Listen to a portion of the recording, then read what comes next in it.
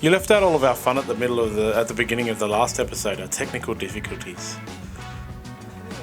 We had some technical difficulties at the beginning of episode 21, and now we're on episode 22.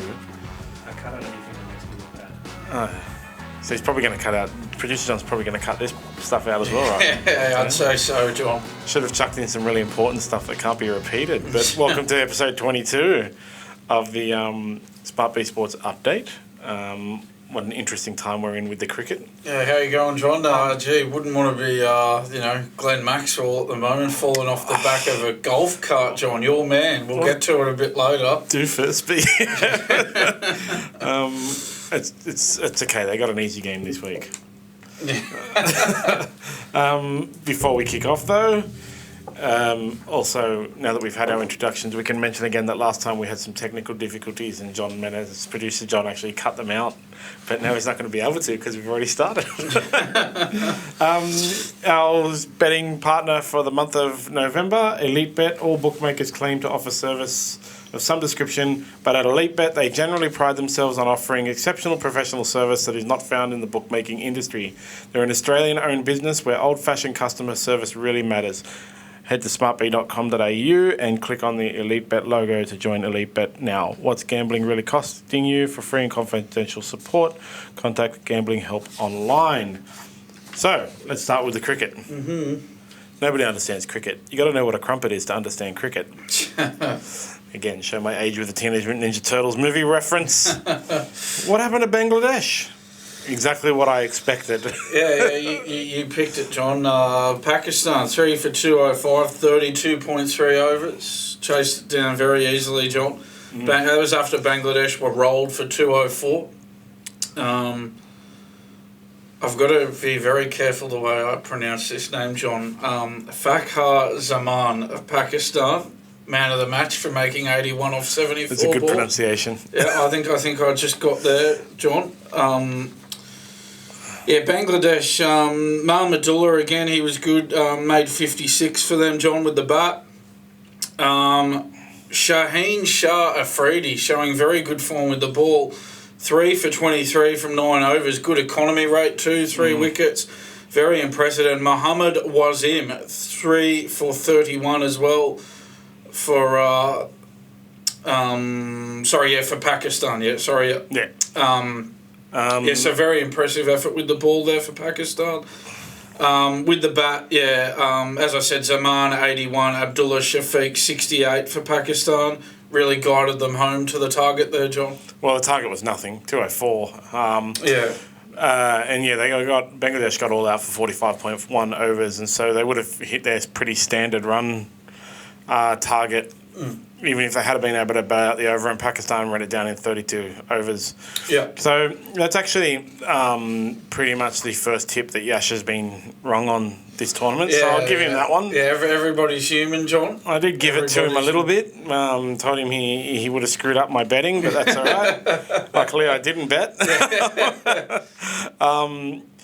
So that's quite funny, and we'll get to the standings in a minute, what it does to the standings. And there's some comedy going on right now, of course. South Africa versus New Zealand last night, and I've got to say, you just can't let South Africa bat first, man. 4 for 357, John. They really put New Zealand to the sword there. New Zealand in reply just couldn't get close. 167 all out. A win for South Africa by 190 runs. Rassie van der Dusen, man of the match, John, 133 off 118, very impressive with the willow. Quinton de Kock again, John. He's just on fire, 114.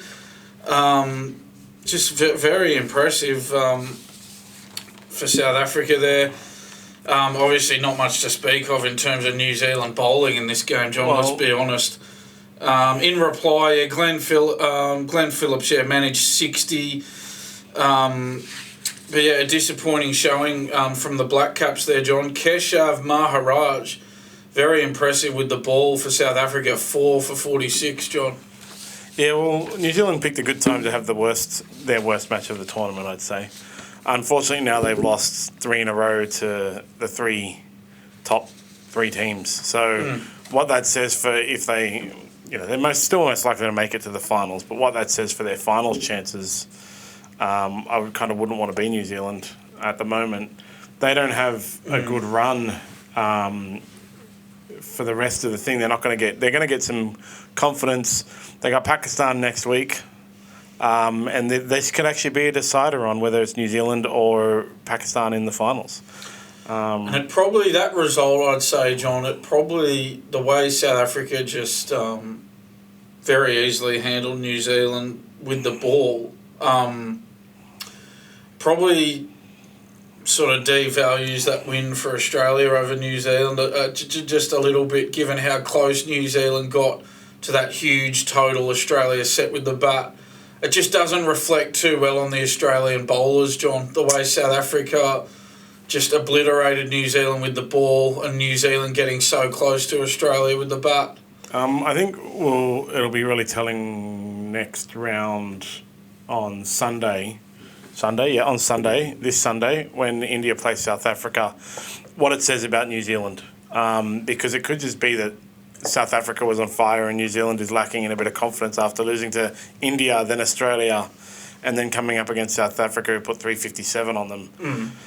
And so kind of could again, playing in the back of their mind, it could have been just lowering confidence, worrying about what's going to happen in the next few weeks. So they've got Pakistan and Sri Lanka left. I think it's Sri Lanka. And that Pakistan match for New Zealand is pivotal. Yes, Pakistan, Sri Lanka. Yeah. They should be able to beat Sri Lanka comfortably. But the Pakistan one is pivotal. Pakistan hasn't had the most difficult last few weeks or last few rounds. They've not played quality competition. So it'll be interesting to see what form Pakistan is in versus New Zealand on, which we'll get to soon, but it is on Saturday. Yeah. Because that actually, now it's the time for the comedy, when we get to standings of what could possibly happen to get to the finals now, all the mathematics, the fun stuff. And so, Pakistan, Pakistan got beaten by Afghanistan, got beaten by South Africa, and then beat New Zealand. I mean, it has to play New Zealand now. I think, just sort of looking forward a little bit here, John. I think Australia are going to need... And it could happen, John, because we've talked about in the past South Africa's record in these big games. India's record in knockout games is not great. I think Australia are going to need those two teams to choke in the semis and the final. Yeah. And I'm not saying that it won't happen, John. That's why I was saying I think Australia would be quietly confident the other day. Yeah. It could happen, but on form... Certainly India and South Africa, the benchmark teams at the moment. South Africa is scary, and I can't wait till Sunday. Like I said, I'm going to stay up and watch that because actually it'll depend on the first innings, whether I continue watching. And that's the thing, John, like South Africa, that total they set New Zealand, was it there, 357? So they put 357 on a top four team in New Zealand. India were rolled for 229 by England. So, John, if we're looking at who's the form team at the moment, it's South Africa all the way, John. India can't bat first. Just remember that. Now we know they can't. They couldn't handle England even. Who was it that South Africa played recently? When they played Pakistan, remember they did take 47.2 to get to 271 when they had to bat second, and that's. So one of the things about that is, South Africa hasn't had to bat second against a top quality team, but when they bat second against low quality teams, Netherlands they lost to, Pakistan they almost lost to. It'd be, like I said, it'd be really interesting to see because obviously in the coin flip for India versus South Africa, both of them are going to pick their strength. Yeah. They have to go with their A game. I coach this when I do coaching, when you're walking into a difficult, you go straight to your A game. When you're walking into a difficult match, you go straight to your A game, straighting, bang. So whoever wins the toss, they're gonna take what they want, but also be handing the opposition what they want. So it's going to be super interesting to see if India can get South Africa out. The one time that India has had to bat first, they set a terrible target against England. And the two times that South Africa has had to bat second, they've done very poorly. Yeah. So obviously South Africa wins the toss, they're going to go in first, but India wants that. Yeah. So this is the most intriguing match of the tournament because of this, and so I'm so happy it's so late in the tournament. So we will get to a full preview of that match a bit later, but you're looking at it going, well, is that result going to come down to the toss of a coin? Very interesting. We'll go into that in a bit more detail later, John. We'll just do a quick India and Sri Lanka. Start that again. Sri Lanka, Can you cut that one out, John, producer John? India versus Sri Lanka, odds check. We're not going to get... We previewed it the other day. India's still at $1.15 with Elite Bet, our preferred betting partner, with Sri Lanka sitting at $5.30. And the odds fluctuation, India has stayed solid the whole week. Well, the whole few days. Well, money has come in and out for Sri Lanka with some odds fluctuations there, but in reality, they've stayed pretty solid at no chance. No one's giving him a chance. So as always, bet with your head not over it. Again, may not be the best thing for India playing against fairly weak opposition at this point, I'd say. And at $1.15 odds, that really tells you a story of what. They'll win this game, John, and they'll win it well. But is that really what they need right now? Well, time will tell, John. I'm not sure that it is. Well, you don't want to walk into that South Africa match with such an easy warm up. Possibly, who knows? This would be the one that if I was India, I would definitely go my opposite of my play my B game, test it out. They've got to put themselves in scenarios that they're uncomfortable with at this point. And then tomorrow, Friday, is Netherlands versus Afghanistan. Again, this is an intriguing matchup. Both of these teams, you'd have to say, are well overperforming what their expectation was. 100%, yeah. Afghanistan is obviously the heavy favourite with Elite Bet at $1.33, while Netherlands is paying $3.30. When it comes down to fluctuations... Who would have thought Afghanistan heavy favourites in a Cricket World Cup game? So money's been coming in and out for both of the teams. So there's been a lot of fluctuation in the odds. So some punters obviously think Netherlands have a chance. And obviously people are putting money on Afghanistan to win because in theory they're better. They've beaten more. They're sitting higher on the ladder, and they're ranked higher in the world. What do you reckon, John? Who's going to win? You going with Afghanistan? I think Afghanistan would win, but I hope Netherlands does. I really hope Netherlands does, just because it'd be like when we get to the comedy of the standings, it'll be better for the outcome of the actual tournament in the way that I, as an Australian, feel. Netherlands needs to win to keep England down, basically. So then England versus Australia is the end of round 7, and it's a little bit funny because New Zealand versus Pakistan is actually first on Saturday, but that's technically the beginning of round 8. And then after that, England versus Australia starts at 7:30, and that's the end of round 7. Yeah. Should we just look at those odds for New Zealand? So New Zealand, Pakistan, pretty close. It is super close, tight. And this comes to the standings, right? So these two teams can both still make the Final Four, and that's why it's a danger game. This is an actual danger game for New Zealand because at the current state of affairs, you have India, South Africa, right? They're the teams. You have Australia next. Then you have New Zealand, Pakistan. At this stage, it changes every few days. But at this stage, you don't see New Zealand or Pakistan beating Australia, but you see New Zealand and Pakistan beating each other. And so they can very well be... This game can actually be the decider of who makes the top 4.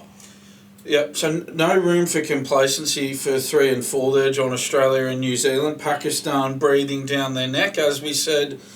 Yeah, Australia and New Zealand on 8 points. Pakistan on 6 in 5th position. Again, Afghanistan, look, let's be honest, John, they're not going to make the semi-finals. No. But Pakistan are a concern for number 3 Australia, number 4 New Zealand. No room for complacency for those two sides. In South Africa and India, with 6 wins locked up, now assured of semi-final spots, they can afford a degree of complacency.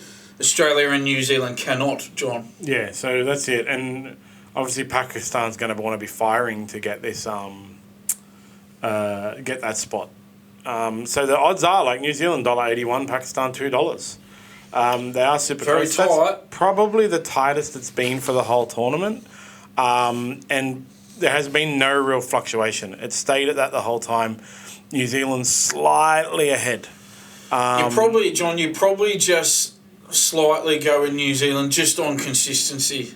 They're over a longer period of time. They're a more consistent team, so you got to give them the nod. So I can understand why they're the favourites, but you would tip them with no confidence at this point. Yeah, John. well, they've dropped the last 3 games, but you got to again look at their opposition. The last 3 games they've dropped are the 3 teams above them. And they're not the sort of team to lose to teams below them on the table. Yeah, exactly. So I would give it to New Zealand. But yeah, like I just said, no confidence in it. And then England versus Australia. Yes. So I'll check on this. It's surprisingly closer than I thought it would be. So all of our odds are brought to you by Elite Bet. Go to smartb.com.au and click on the Elite Bet logo to sign up to Elite Bet. Mm-hmm. Australia currently paying $1.60 to England's $2.32. Yes. And again, the fluctuations say that, like, it's stayed pretty consistent. You know, there's been some small, actually, England has fluctuated by around 4% and Australia by 11% over the course of the last few days. Yeah. I don't. Maybe it comes. Well, there hasn't been a massive odds change since that Glenn Maxwell injury. I don't really know why England is so close. Why bookmakers are giving England such a good chance, and why punters are. No one's throwing a lot of money on Australia, so it's keeping the odds pretty standard. Oops. It was a 173 to 250. Yeah, I thought it would have been shorter than that, John.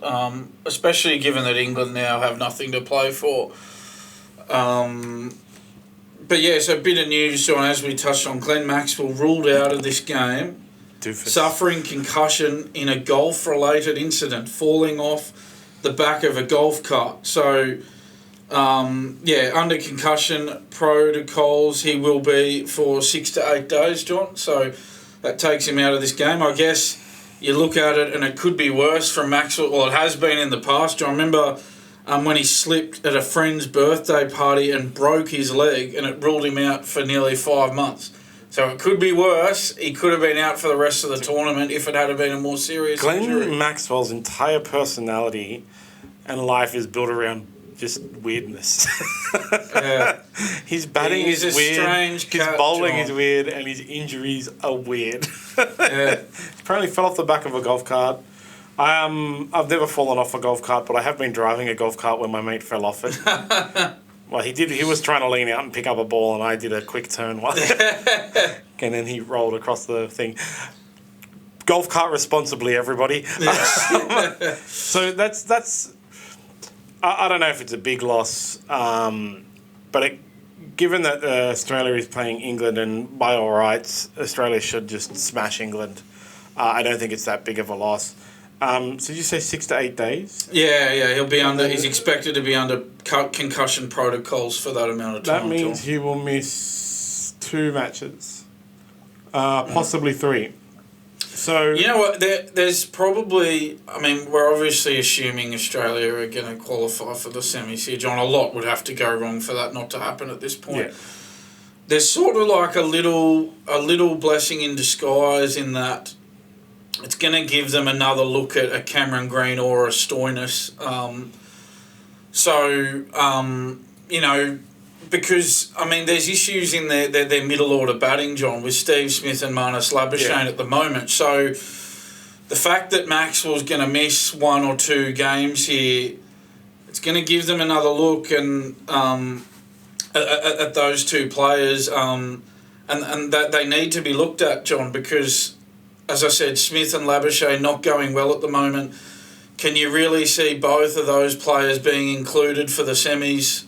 I'm not sure at this stage, John. I kind of wish at this stage it wasn't the Australia-England match, just simply because I want to roll England so badly with our top team that we can possibly do. Exactly. Yeah. And it would be better given the next 2 matches are Australia-Afghanistan and Australia-Bangladesh. I wish that they would be able to experiment during that stage. But then again, you don't want Glenn Maxwell or anybody missing the last 2 matches and then heading into finals. That's right, yeah. So it is kind of the perfect stage of the tournament, given Australia's position where they only need to win 1 more and they've got 3, you'd have to say, easy matches, for them to be playing with that middle order. I wish it wasn't against England just because I want to smash England. Yeah. John, of those stats I read out after the New Zealand game that Australia played, one sort of jumped out at me off the page above all the others. It was the fact that Australia brought up 3 consecutive 350-plus totals in that game.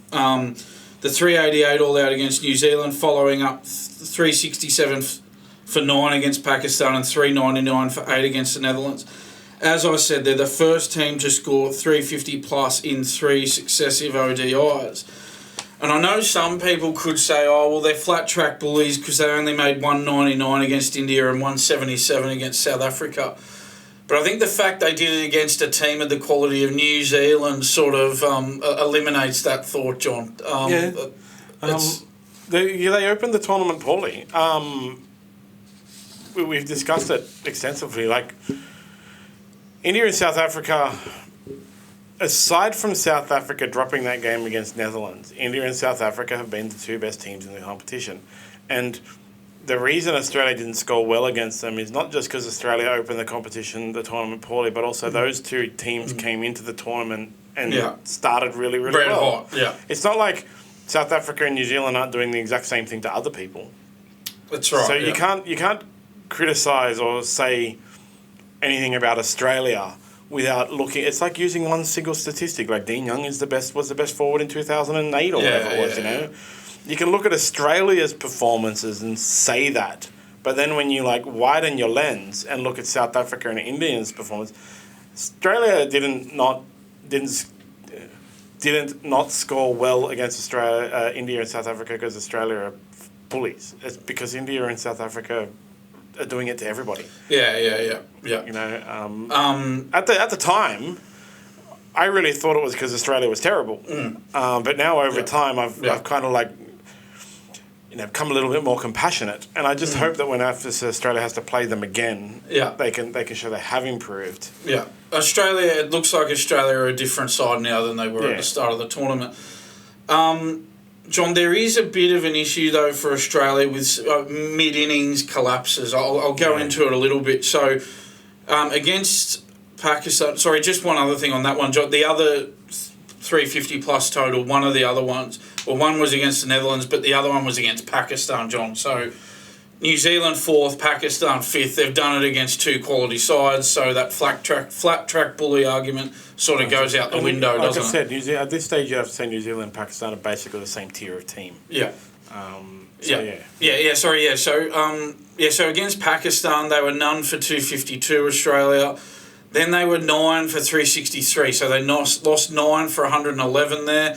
They were 244 for 2 against the Netherlands and then went to 6 for 290, so they lost 4 for 46 before Maxwell came in and unleashed that 40-ball century, John. And against New Zealand, they were 1 for 200, and then they were 5 for 274, so they lost 5 for 74. Again, Maxwell rescued them in that one, John. Inglis, Cummins as well, and then they got their way to 388. But they lost 4 for 1 in the last 2 overs in that game. So these mid-innings collapses, a bit of a problem, John. And that's the Steve Smith... I still don't understand how Steve Smith walked into the tournament in such good form and then has now just... In all those warm-up games, even if Australia was losing, they were losing with Steve Smith hitting 48s and 50s and 58s and stuff like that. And now he's just... They need to fix that. They definitely need to fix that. And now is the perfect time with India... can't speak today.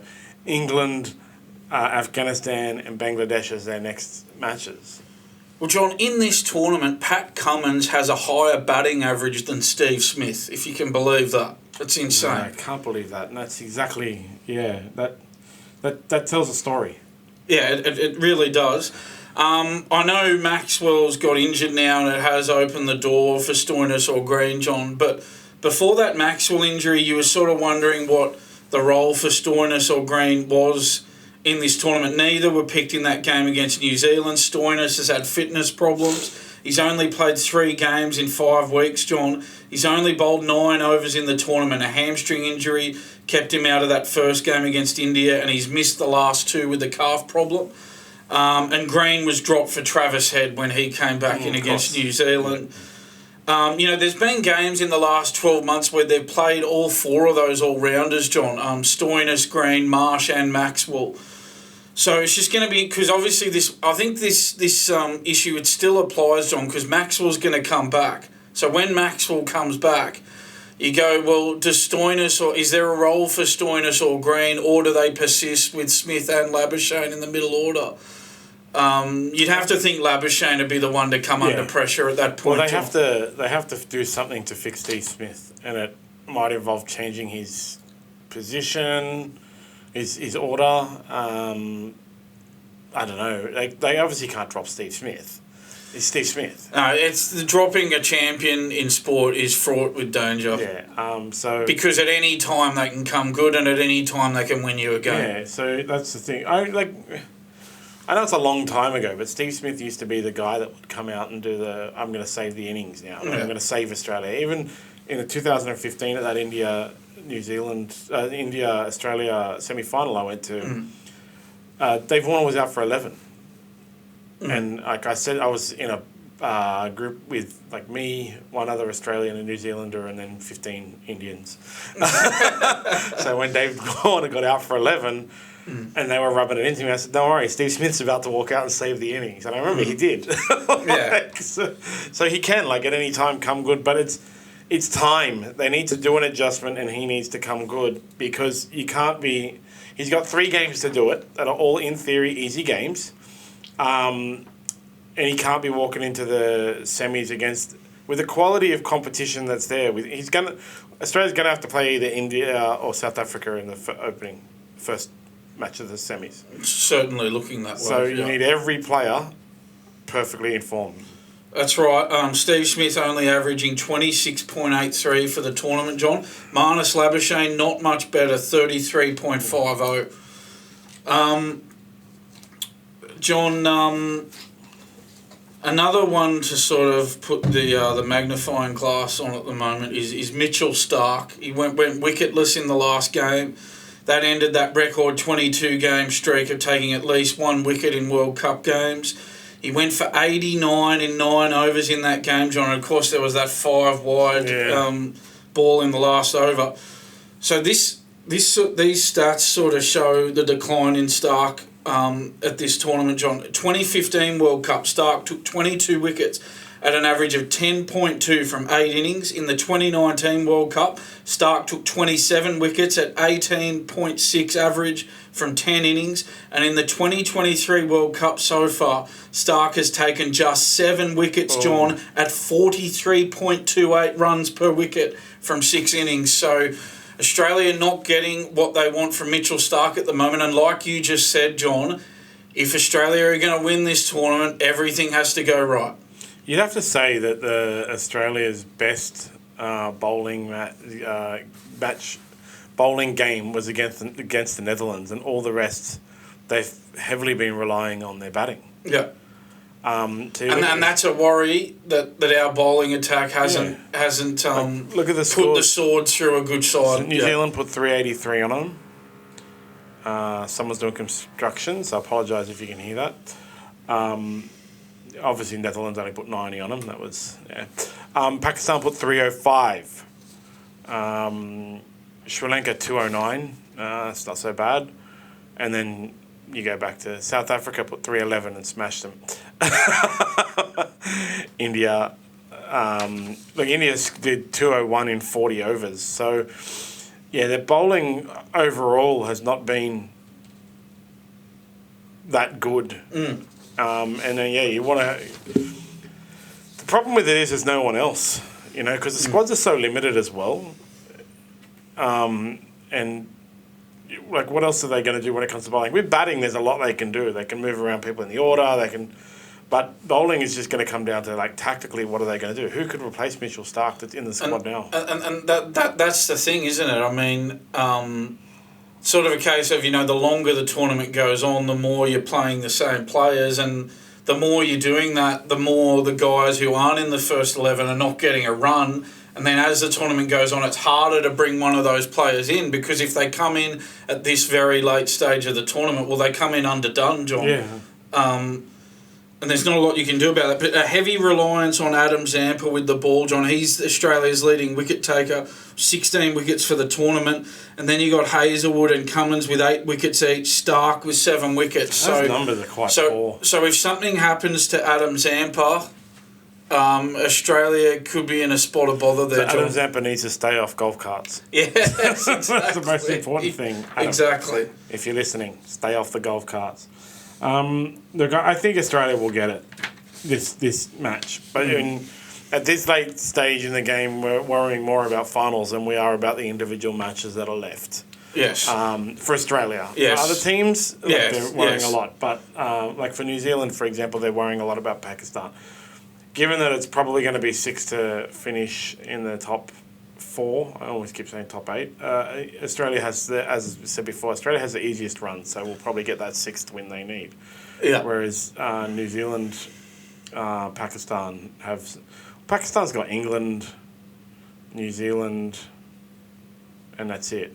Yeah, New Zealand, and so they got a middle of the road one. They have to actually play one of the good teams, and then. Yeah, so Pakistan's obviously got New Zealand. England. Yeah, that's right, John. Yeah, I was just going to go through the Australian leading run scorers for the tournament as well. You got David Warner, 413 runs, very impressive, 68.83 batting average. Mitch Marsh, 225 runs. But then, not a whole lot after that, Johnny. As I said, Labuschagne, 201 runs. Smith, only 161 runs in 6 innings. As I said, 26.83 average there, John. As I said, Pat Cummins, batting average 30.66 for the tournament. Smith, 26.83. That one's hard to believe. So, again, if something happens to David Warner, like Adam Zampa with the bowling, bit of trouble, John. David Warner, stay off the golf carts, bro. Yeah, absolutely. I mean, Australia's fortunes are, of course, a lot better than their opponents, John, as we've pointed out. England, 4 consecutive defeats. That's a first for them in the Men's ODI World Cup, as I said in the other day. First World Cup where they've suffered 5 losses for the tournament. The 6 batsmen who were bowled in that innings against India, it's only the 6th time of 6 or more such dismissals in an innings at the Men's ODI World Cup. So I don't know what's going on with England's batting at the moment, John. Well, they're trying their baseball revolution. Yeah. It's a revolution. Yeah. A revolution can go either way. A revolution can also lose. Yeah. And that 230 that England were chasing against India, that's the 3rd lowest target that England have failed to chase at a Men's ODI World Cup. So there you go. Like as I said, the odds are way closer than they should be. I don't think England should, I think England at $2.32 with Elite Bet is more of a reputation and how it should have gone at the beginning of the tournament over how they are right now. And even Australia at $1.60 seems like good odds actually to bet on. You're getting. Yeah, 100%. There's value in that, John, for sure. There's no value in India at $1.15 against Sri Lanka, but there's value in it something paying $1.60. $1.60 is not so bad. It is on, when is it? Saturday. Saturday, and unfortunately it's a 7:30 p.m. match, which is kind of annoying. So yes, I mean we talked about it before, John. Smith or Labuschagne, if you got to cull one of them, I think we agree you're going Labuschagne. Because Labuschagne's a lot less experienced in this format. He's only played 44 ODIs. Smith has played 151 ODIs. So you got to back Smith over the course of his career. Smith averaging in ODI cricket in his career 43, which is good for ODIs. You can't expect an as high average as your Test average. And Labuschagne average of 36, so there's a bit of a difference there. Yeah, it's going to be definitely. You can't drop Steve Smith because he's Steve Smith. No. There is going to come a day where Steve Smith has to be dropped, and you hope that he makes the decision, not the head coach or selectors. That's right, John. So there's New Zealand New Zealand, Pakistan, we already talked about. India versus South Africa on Sunday. Now, this is... So this is where it kind of like... So, unfortunately, Elite Bet doesn't have odds on it because Elite Bet's running for the round. But this is quite a funny one, right? So, as I just discussed, I think the odds are a bit close for Australia versus England. $1.73, or was it on Elite Bet? $1.60 to $2.30. And this is the odds for... India versus South Africa. It's the same. India $1.60, South Africa $2.30. Yeah. This is more believable to me. By giving India Australia these odds, it's trying to say that it's the evenness and the closeness and the quality of teams are so close. They're like India and South Africa right now. Yeah. And India and South Africa, they're both well ahead of everyone else, but they're close to each other. Australia is well ahead of England, sitting in 10th. Yeah, in the Champions Trophy dead zone there at number 10. It just doesn't make any sense. So, India, I can't say who will get this. And this is, like, I keep talking about it, and I'll keep talking about it. South Africa wants to bat first, and India wants South Africa to bat first. Neither of them can take the risk in a coin flip to go the other way. They can't take the risk of doing their B game. So, this is going to be an A game match in the competition leaders, in which South Africa is going to bat first and could very well set a target of 399, 388, or they could get all out for 200. But their bowling is so good, they could also get India out before the India can chase. But India can pretty much chase down anything. Like, it's such a good match. It's going to be amazing, honestly. Great match, yeah. We touched on it before, John, but as we say, both teams want to definitely bowl first in this game. So if you're the team that wins the toss, given that they're both going to make the semis now, do you take yourself out of your comfort zone? Do you bat first? Not in this game. That's like South Africa wants to bat first, India wants South Africa to bat first. So in this game, when it's the A team, it's the game that will decide actually who comes first. Because you'd have to say South Africa and India are both going to win their next two matches. And if South Africa beat India with that net run rate, they'll finish first. Finish first, finish second, finish third, finish fourth actually doesn't have that much of a difference, except for bragging rights.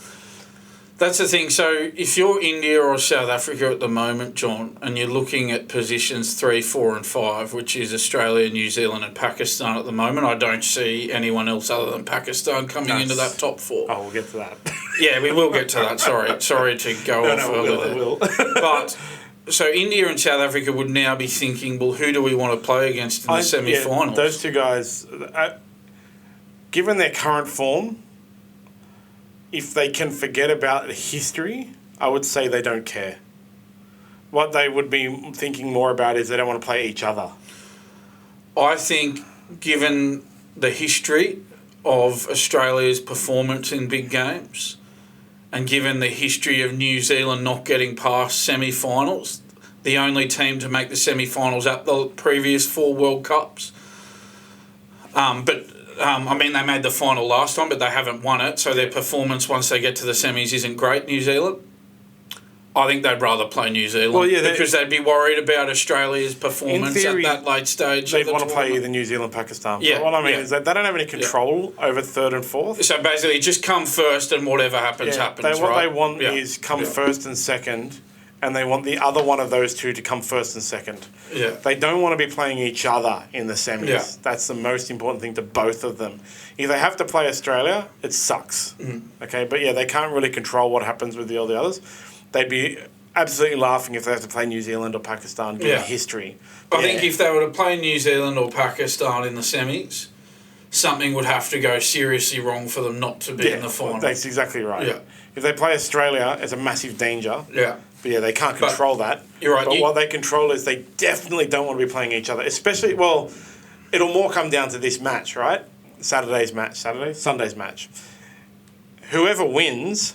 And if they do really, really well, they might want to play them again. Yeah. But they definitely, if it's a close match and it's really difficult, they definitely won't want to play each other again until the final. Yeah, it's interesting. I mean, I know I go on about Australia's record historically at this tournament, but you're always going to factor in current form over history at the tournament. But, I mean, history at the tournament, it's a factor, John, but it's not as big a factor as current form. It's an unexplainable factor, just like some win streaks. You can't explain it, you can't understand it, but it always is there. You know, it's always there. It's always like the Brisbane Lions at the MCG, you know? Yeah. There's no reason why they can't they can't win at the MCG, but it's always there. And yeah, like I said, like South Africa, India, even New Zealand or Pakistan don't want to play Australia in the opening match. Nobody does. Yeah. Okay?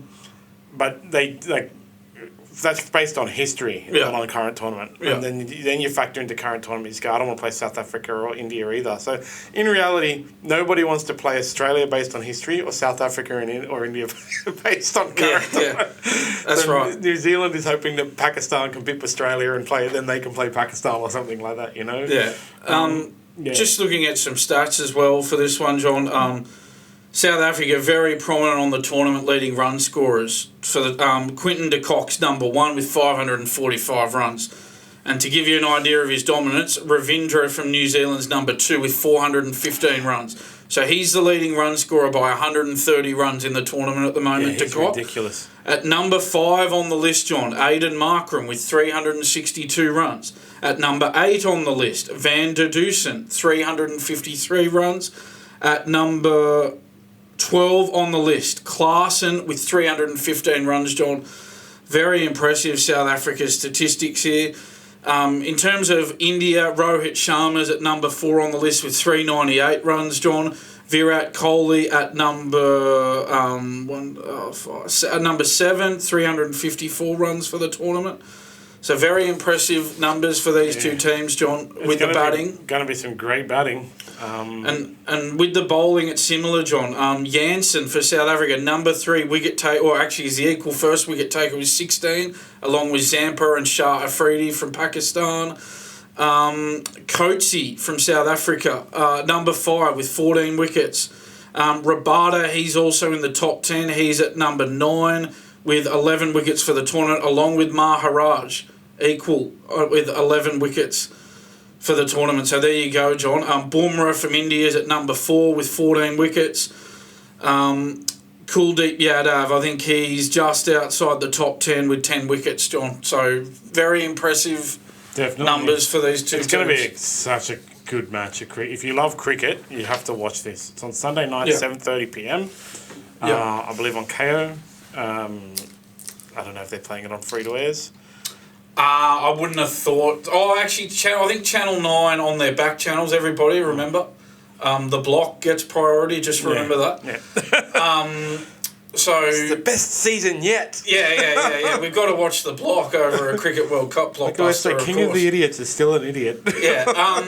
So I'd check the back... if you don't have Fox or KO, I'd check those Channel 9 back channels, John. It's worth a look. Who knows what Channel 9 are going to do? You wouldn't guess, but it's possible that they'd be showing a big game like that, John. To close out the previews, because on Monday, we made a decision a few podcasts ago to preview it if it's on the same day, the time before, Bangladesh versus Sri Lanka, the match that nobody cares about. Probably not even Bangladesh or Sri Lanka. My hope is that Bangladesh wins just because that keeps them well ahead of England after Australia smashes England on. I can't wait till England sits at the bottom of the ladder, honestly. But I also don't want Bangladesh to win because I don't want them to take over Netherlands. You know, I want Netherlands to actually make that 8. It'll be really cool. This is I can't wait to see these world rankings after this. Yeah, if we have Netherlands and Afghanistan qualifying for the Champions Trophy and England missing out, John... That'd be comedy central, wouldn't it? Can't wait for the memes. So there hasn't really been a lot of changes in the standings after the last 2 days because we did do our last podcast late, and end of round 7 is on Saturday. Yep, Saturday. Yep. South Africa currently sits in first simply because they've played an extra game with the net run rate.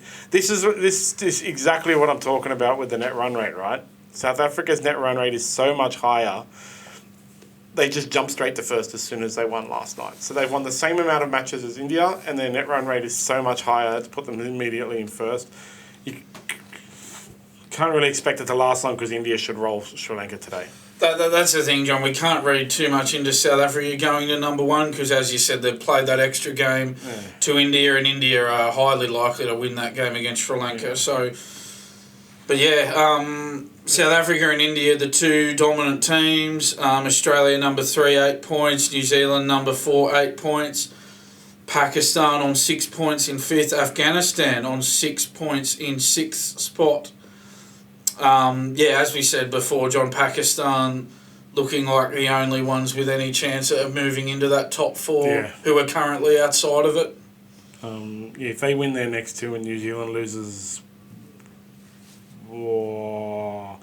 that'll come down to net run rate. If New Zealand loses 1 more and Pakistan wins 2, then that will put them on even points, and then it'll come down to net run rate. And Pakistan's net run rate is creeping up. They're only at minus 0.024, and New Zealand is currently only at plus 484 because they've lost 3 games on the trot. So New Zealand's net run rate is dropping quite alarmingly, especially after last night. That's right, John. As we said in the last podcast, it is important if you don't make the top 4 to finish in positions 5 to 8 because if you don't, you miss out on 2025 Champions Trophy qualification. If you're not Pakistan, that is, they qualify automatically as the hosts of that tournament. So I like that they've done that, John, because it's created interest in these 5 to 8 positions. Yeah. So with regards to the standings and the rest of the thing, this is some comedy now. This is where it's fun to talk about. If you remember at the end of Rugby League season, at the end of AFL season, every single podcast, we would go through the mathematical chances of everyone making it and then say, but when you get down to mathematics, So technically, it's super complex because technically only Bangladesh is out of contention. Only Bangladesh can't make it because even England can still make it. Which is super weird, actually. Yep. So the 2 I want to touch on is Afghanistan, who can still make it if they win all of their matches. It's Netherlands, Australia, South Africa. Yeah. So they need, but as well as doing that, they need Australia to lose to England. Okay. So if Australia beats England, then Afghanistan can't make it. Even if Australia beats England and then loses to Pakistan's their last match. Oh, sorry, is that Australia? Australia, yeah. Oh, no, they're playing... Bangladesh. Yeah, Bangladesh, yeah. So even if they lose to Bangladesh, Afghanistan still won't make it. Then there's a scenario. Here's this great scenario. I love it. England... The top 4 could technically be South Africa, India, England, and Sri Lanka. Yeah. I can see why you called this the comedy segment, John. Okay. So both of them need to win all 3 matches and need Australia and New Zealand to lose all 3 remaining matches. New Zealand's already lost their first one. Yeah. That way, their net run rate could possibly go over Australia and New Zealand. Yeah. So then... So then, based on those 2 scenarios, okay, England and Sri Lanka winning all 3, Australia and New Zealand losing all 3, based on all of who they're playing. Sri Lanka, England, New Zealand, Australia, Pakistan, Afghanistan, and Netherlands would all finish the tournament on 8 points. Oh, wow. So whoever has the highest net run rate then would be 3rd and 4th. Yeah. I think it is fantasy land stuff, John. No, it's not likely to happen. It's also it's kind of just as likely I'm just going to walk outside tomorrow and be Superman. But it is possible. Come on, Netherlands beat South Africa. So anything is possible. Yeah, No. Not anything is possible. Pigs will fly before England make the semi-finals, John. But it's possible. We'll be taken over by, a UFO with a new alien species before England will make the semi-finals, John. That would be awesome. Australia, New Zealand, Sri Lanka, England, New Zealand, Australia, New Zealand, Sri Lanka, England, Pakistan, Afghanistan, Netherlands, all finishing on 8 points. Still making the finals. Yeah, so basically England and Sri Lanka are out. There's no chance either of those will win all 3 and also have Australia and New Zealand lose all 3. So, yeah. But it's still a bit of fun and games. Yeah, absolutely, John. Any news for cricket? Well, it was mainly the Maxwell news, which we've touched on, John. That was the big one. So sad. So before we move on to my favourite rugby league, Winning Edge Investments provides industry-leading betting tips, advice and education, enabling you to invest intelligently and generate long-term profits by treating your betting as a business. WinningEdgeInvestments.com. Bet with your head not over it. Always gamble responsibly. Mm-hmm. The Melbourne Cup is on Tuesday, so it's the perfect time to sign up to Winning Edge and get your tips for the Melbourne Cup. Mm-hmm. So now let's look at the Pacific Championships, which is on Saturday. Yeah, Australia New Zealand in the Cup final, John. Saturday at Waikato, Hamilton. So some team news, John.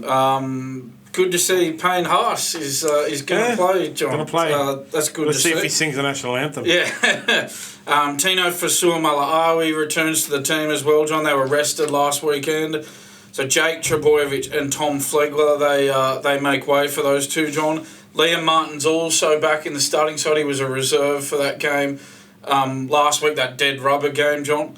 Ruben Cotter, he's back to the bench. And Nico Hines, he's back to 18th man as well. Poor Nico Hines. But he hasn't been dropped because hasn't been dropped for no reason, unlike when with State of Origin. He had a good game for Australia last week. It was 1 week ago, right? He had a good game for Australia, and you'd have to say, with new State of Origin coach Michael Maguire, not confirmed yet, but probably going to happen, coming in, that Nico Hines has a chance for Origin next year. Yeah, you'd have to think the Maguire news will be confirmed as soon as this campaign's probably over, like John. So this is on Saturday, so I'd say on Sunday. Yeah, I would say they'll get in quick with that one. Yeah. Speaking of Maguire, he's stuck with the same 17-man squad, John, for this game. So he's just going to hope that they come good, I guess. Joey Manu stays in the centres. Shans Nickel-Clockstad, he remains at fullback. There you go, John. No Australia, Elite Bet odds check. They've got some odds up now. So Australia currently paying $1.25 to New Zealand's $4. It doesn't read. I know New Zealand are at home in this game, John, but the last time they played a test at this ground, the FMG Stadium, they lost 28-22 to Tonga at the 2017 World Cup. So that doesn't really inspire me too much going into this game, John. Like I said the other day, man, Australia beat New Zealand comprehensively with their... It's really difficult to say it without making it sound like it's insulting, but their second string team. You know, it was their second choice from the squad they have. And they beat New Zealand with their top team, which they've retained this week. And so and now, yes, those players that were left out are back in. You just can't see New Zealand doing anything at all, given the history, given the form in the tournament. Like they rolled Samoa 50-0 or 50-6 or whatever. Who cares? It was.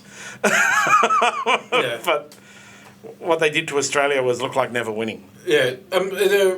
I'm just wondering, John, are there SmartB odds for this game? No, not really. No. Okay. We don't do Pacific Championship odds because nobody cares. Okay, yeah. Well, we will next year if it's on again. But I was going to say, if you were looking for some sort of try scoring wager here, John, Valentine Holmes has scored 20 tries in 20 tests for Australia. So average is 1 try a game for Australia. So this is the thing, like you can see how much people care by their markets available, and Elite Bet does have odds for this game. Like I said, $1.15 for Australia.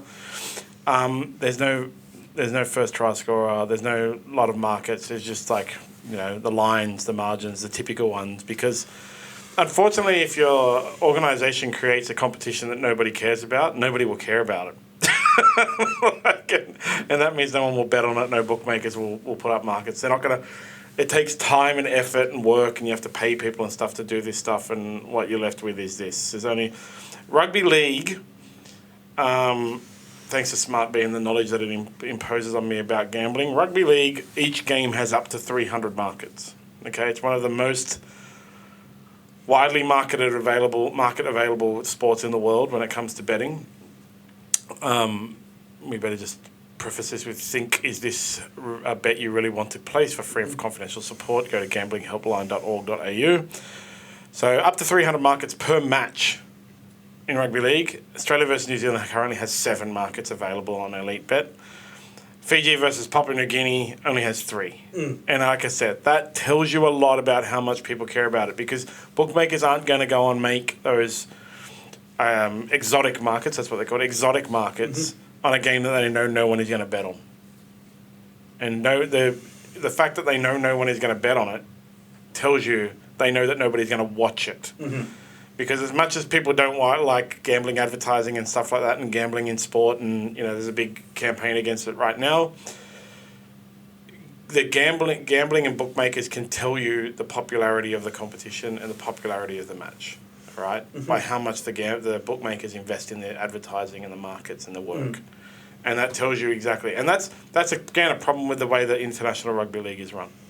They've created a competition that nobody cares about. And this is what gives the AFL, gives the AFL a bit of ammo in that NRL versus AFL debate, John, is that, rugby league types will say to the AFL types, well, at least we have some sort of international presence. We have a team in New Zealand. We have an international New Zealand team. We have an international England team. There's a league in England.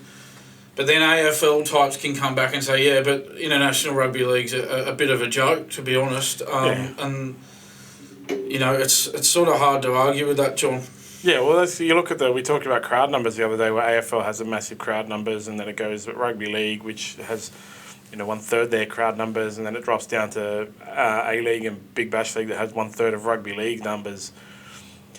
You can go to ratings for this one. AFL and NRL can argue till they're blue in their face over who has actually the best ratings, because they'll use a single statistic. It'll be like, yeah, but more people watch State of Origin. Yeah, but more people watch this club game between Collingwood and Carlton or something, and whatever, man. Like I said the other day, I find them to be even, and I can argue either side and I can accept either side's arguments. But the ratings is going to tell you a lot about this. It's going to be on Channel 9 Go back.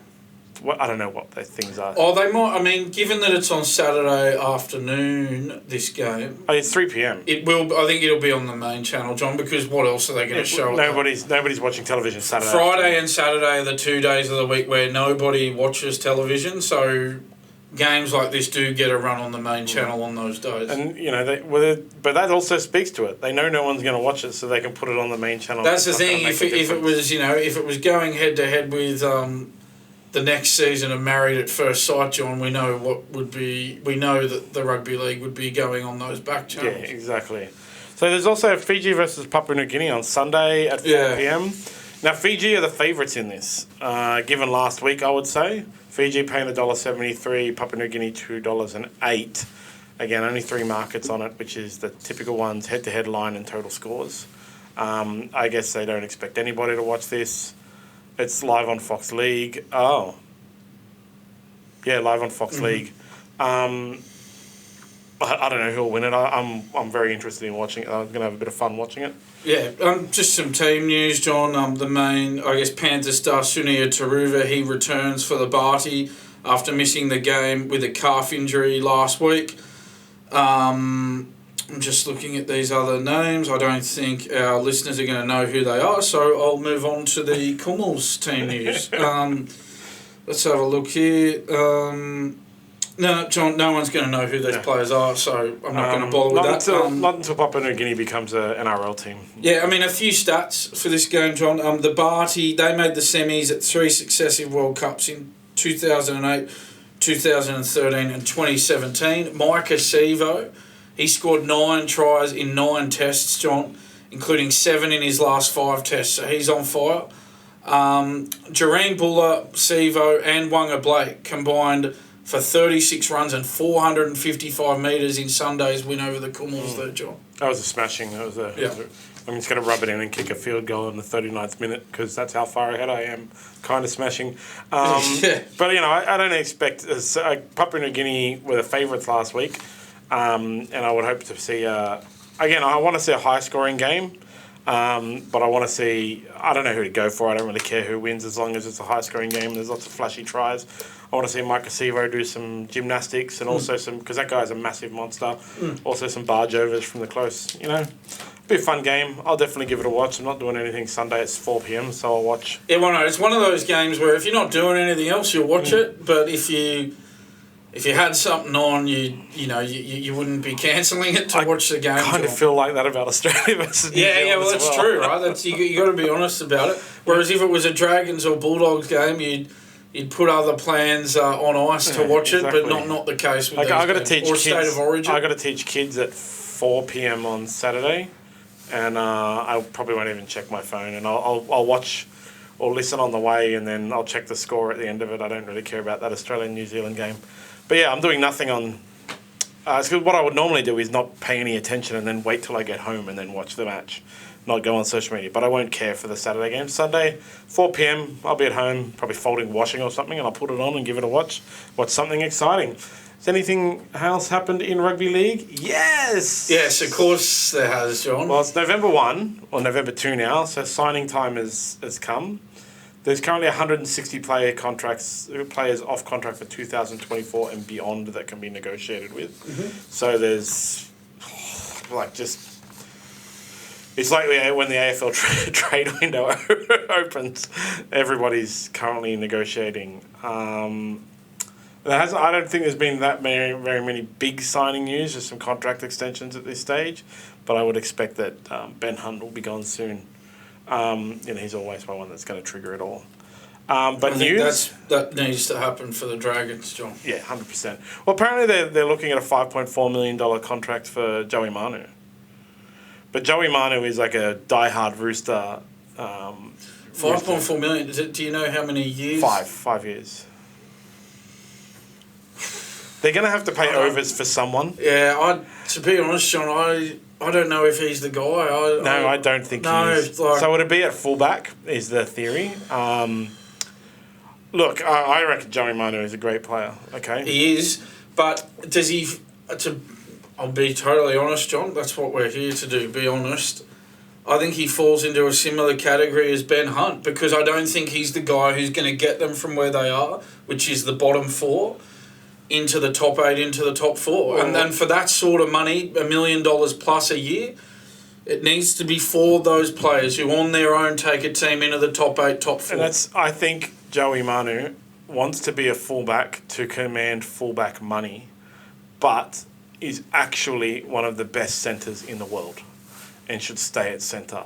And the Dragons, or any team, paying $1 million to bring him to their team to try and turn him into a fullback and build a team around.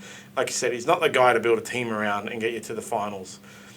He's the guy you bring in to complement the team that you have built. And he complements the Roosters perfectly because the Roosters are built around James Tedesco, Luke Keary, whoever their current 7 is. I don't even know. It changes every year these days.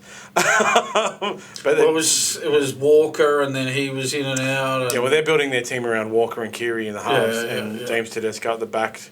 And if anything, Joey Manu would be better, if he wants to command fullback money, would be better off staying at the Roosters because he can slot into fullback in a team built around Walker and Keary. But you can't bring him to a team, turn him into a fullback, and then build a team around him. Yeah, that's right, John. I mean, it was Walker, and then he got dropped. Then they moved Manu into 5/8 and pushed Keary out to halfback. But then Walker came back in. So, yeah, John, as I say, I don't get it. I wouldn't be looking in that direction. I think they're better off just let Ben Hunt go and just bide your time, wait for the right player. Yeah. I know it's going to take, I know it's going to take time to find the right player, but it's going to take time for them anyway. There's no quick fix here. Yeah. So don't burn your next 5 years by signing the wrong player on $5.4 million. Like I said a couple of weeks ago, I want it to be, I think it should be let Ben Hunt go and then do a big money offer for Jerome Luai. Because Luai is a better option than Manu. They can use a secondary half like Kyle Flanagan, who is not a big match superstar, but can complement somebody like Jerome Luai. Yeah. See, one of the things, always the theories around Jerome Luai at Nathan Cleary is a big match managing game playing superstar who has Jerome Luai, who's a big match managing, game playing superstar. And, you look at the grand final. Jerome Luai came off and then Penrith won. And you can't say that they wouldn't have won with Jerome Luai on the field. That's just silliness, right? It's but the simple fact is Jerome Luai came off and they went from 20 points down to winning. Right, and so Jerome Luai branching out on himself to be able to take control of a team and have a team built around him. Because the Penrith is built around Nathan Cleary, the Panthers. Yeah. And the Dragons could do well by buying Jerome Luai. I don't know who their hooker will be next year. You never know. Like Moses Mbai's been released, I think. The fullback position is in a lot of contention. Cody Ramsey didn't play all of this year because of illness. There's also Tyrell Sloan there, who's meant to be a superstar that they struggled to keep because he wasn't getting a run, and they went over and above to keep him. So yeah, I just don't think signing Joey Manu for $1 million a season to bring him over and try and turn him into a fullback and then build a team around him is your thing. No, of course, if you're one of the bottom sides, you'd love to have a Nathan Cleary, you'd love to have a Daly Cherry Evans, you'd love to have a Cameron Munster, but you're just not going to get those players away from their teams.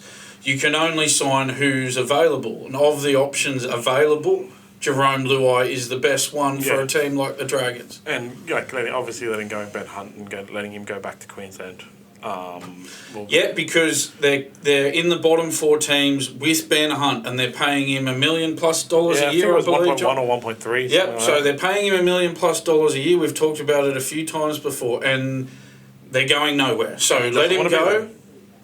Keep that money in your coffers. Look for someone else. Luai's the guy to look for, not Manu, John. 100%. Yeah. That's the major signing news so far. Obviously, with it was 1st of November yesterday, and we all know it's rugby league. Every manager is talking to every club when they're not meant to, but they've become a little bit better in recent years, where they don't have a spate of signings after 1st of November, where they're suddenly able to negotiate $1 million contracts in 2 hours. Yeah. So over the next 1 or 2 weeks, you'll start to see these negotiated contracts that only started on the 1st of November coming out, and there'll be a lot more movement. Yeah, you're going to see, now that we've reached the start of November, John, you're going to see a lot of really quick negotiations take place that just happened overnight, and all of a sudden with all these weird clauses. And it's how did you come to that one? Yeah, but of course, John, they never spoke to them before before November, did they? Wayne Bennett got fined. The NRL catches everyone. Oh, yeah. So we'll see in the next few days. There's a whole bunch of re-signings. 160 players right now is the 4th largest ever, or I can't remember exactly what the stat was. 4th largest ever amount of players that are open to be negotiated with since the NRL or something like that. There was one year when there was 210 players off contract, which was crazy. But there are other happy times in rugby league that we can talk about, like Latrell Mitchell. Right on cue, John. That's the next thing on my in my notes here. He's always there. Come on, Latrell. We'll get a lot of... So this is the next one that we want to turn into that Facebook post, Producer John. Let's talk about Latrell Mitchell and Jack Whiten. So, John, you have to say Latrell Mitchell is the Donald Trump of the NRL. I love it. There's always a drama. There's daily drama. He should definitely be on Twitter. Yeah. So him and... I forgot that this happened, that him and Jack Whiten actually got into a punch-up. I forgot as well, John. It's okay. I completely forgot. Because there's so much stuff every week. Because there's so much other stuff like there is with Donald Trump, John. And so the charges have now been dropped. Was that... Yeah, that was what I read. That's right. Yeah, so, John... and look, we should point out here, John, that it looks like the police have, really stuffed up here, John. Yeah. So... the most senior police officer involved in the arrest of Mitchell and Jack Whiten, he's admitted on Tuesday that he gave false evidence and lied under oath while testifying. Obviously, John, that caused the judge to just throw the matter out. Yeah. And, Latrell had been charged with affray, fighting in a public place, resisting a territory official. Whiten was charged with fighting in a public place and failing to comply with an exclusion direction. look, it looks like the police have wrongly targeted these two in this instance, John. The Raiders and Rabbitohs have both spoken out and, given it to the ACT police over this. The incident, or alleged incident, whatever you want to call it, John, took place on February 5, in the early hours of February 5 in Canberra, John. How does it work when it's... The incident definitely happened, but the charges have now been dropped. So they're no longer allegedly guilty. I mean, I suspect, John, that it's a case of they probably were just... I mean, it's hard to say, but they're probably just sort of maybe mucking around, the police. I believe they were actually, they'd been on the beers. So these two guys are actually cousins, some kind of distant cousins. I don't understand cousins. Every time I have a conversation about cousins and my kids and my wife and my family would ask, I have to go to my dad, who's the holder of the family tree, and he can explain the first cousin, second time removed with 3 times or whatever, by marriage, whatever, right? So they're apparently cousins.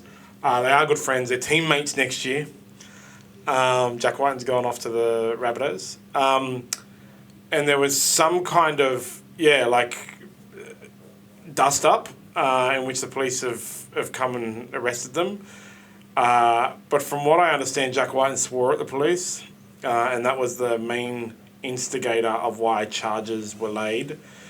One of the things about when people are being arrested is everyone will tell you just be polite because police are human. That's the thing, John. Again, if Latrell's been wrongly targeted here, then that's not on John. Of course, it's not on. That shouldn't happen to Latrell Mitchell. That shouldn't happen to anybody. No, absolutely. But again, it's getting yourself in a position where this is possible, and that's what he's got to look at, John. Again, as I say, terrible if he's been wrongly targeted. But this year, every time, as I said in one of our first podcasts, John, every time you look up, there's something. He's either suspended, he's injured. Remember when he wasn't chasing for players on the field towards the end of the year? He caused Sam Burgess to walk out on the club. He had disagreements with Captain Cam Murray in video sessions. And like you said, John, I'd forgotten about... There's that much else that goes on with him. I'd forgotten about it. I looked at the story and I went... When did this happen? Yeah. What was this? I saw... And I looked at the date and I went, February. February for Latrell Mitchell, that feels like it was 5 years ago with everything that happens with him all the time. And I was like, charges have been dropped against Latrell Mitchell and Jack White, and I thought something must have happened last week. And I was like, stemming back from an incident in February, and I still can't remember it. I still can't remember it happening because they're, with regards to Latrell.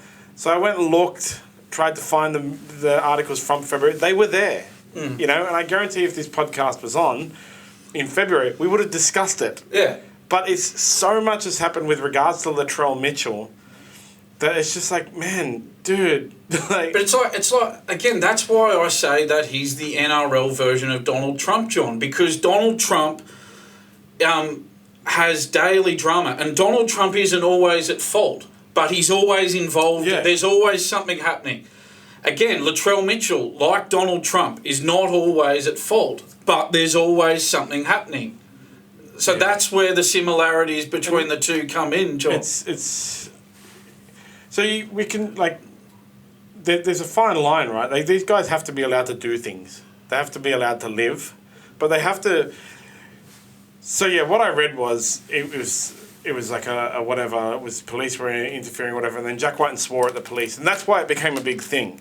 And that's what it really comes down to, right? These guys need to be allowed to be out and about. They need to be allowed to be on social media. They need to be allowed to go to the pub and have a beer with their friends and cousins and stuff like that.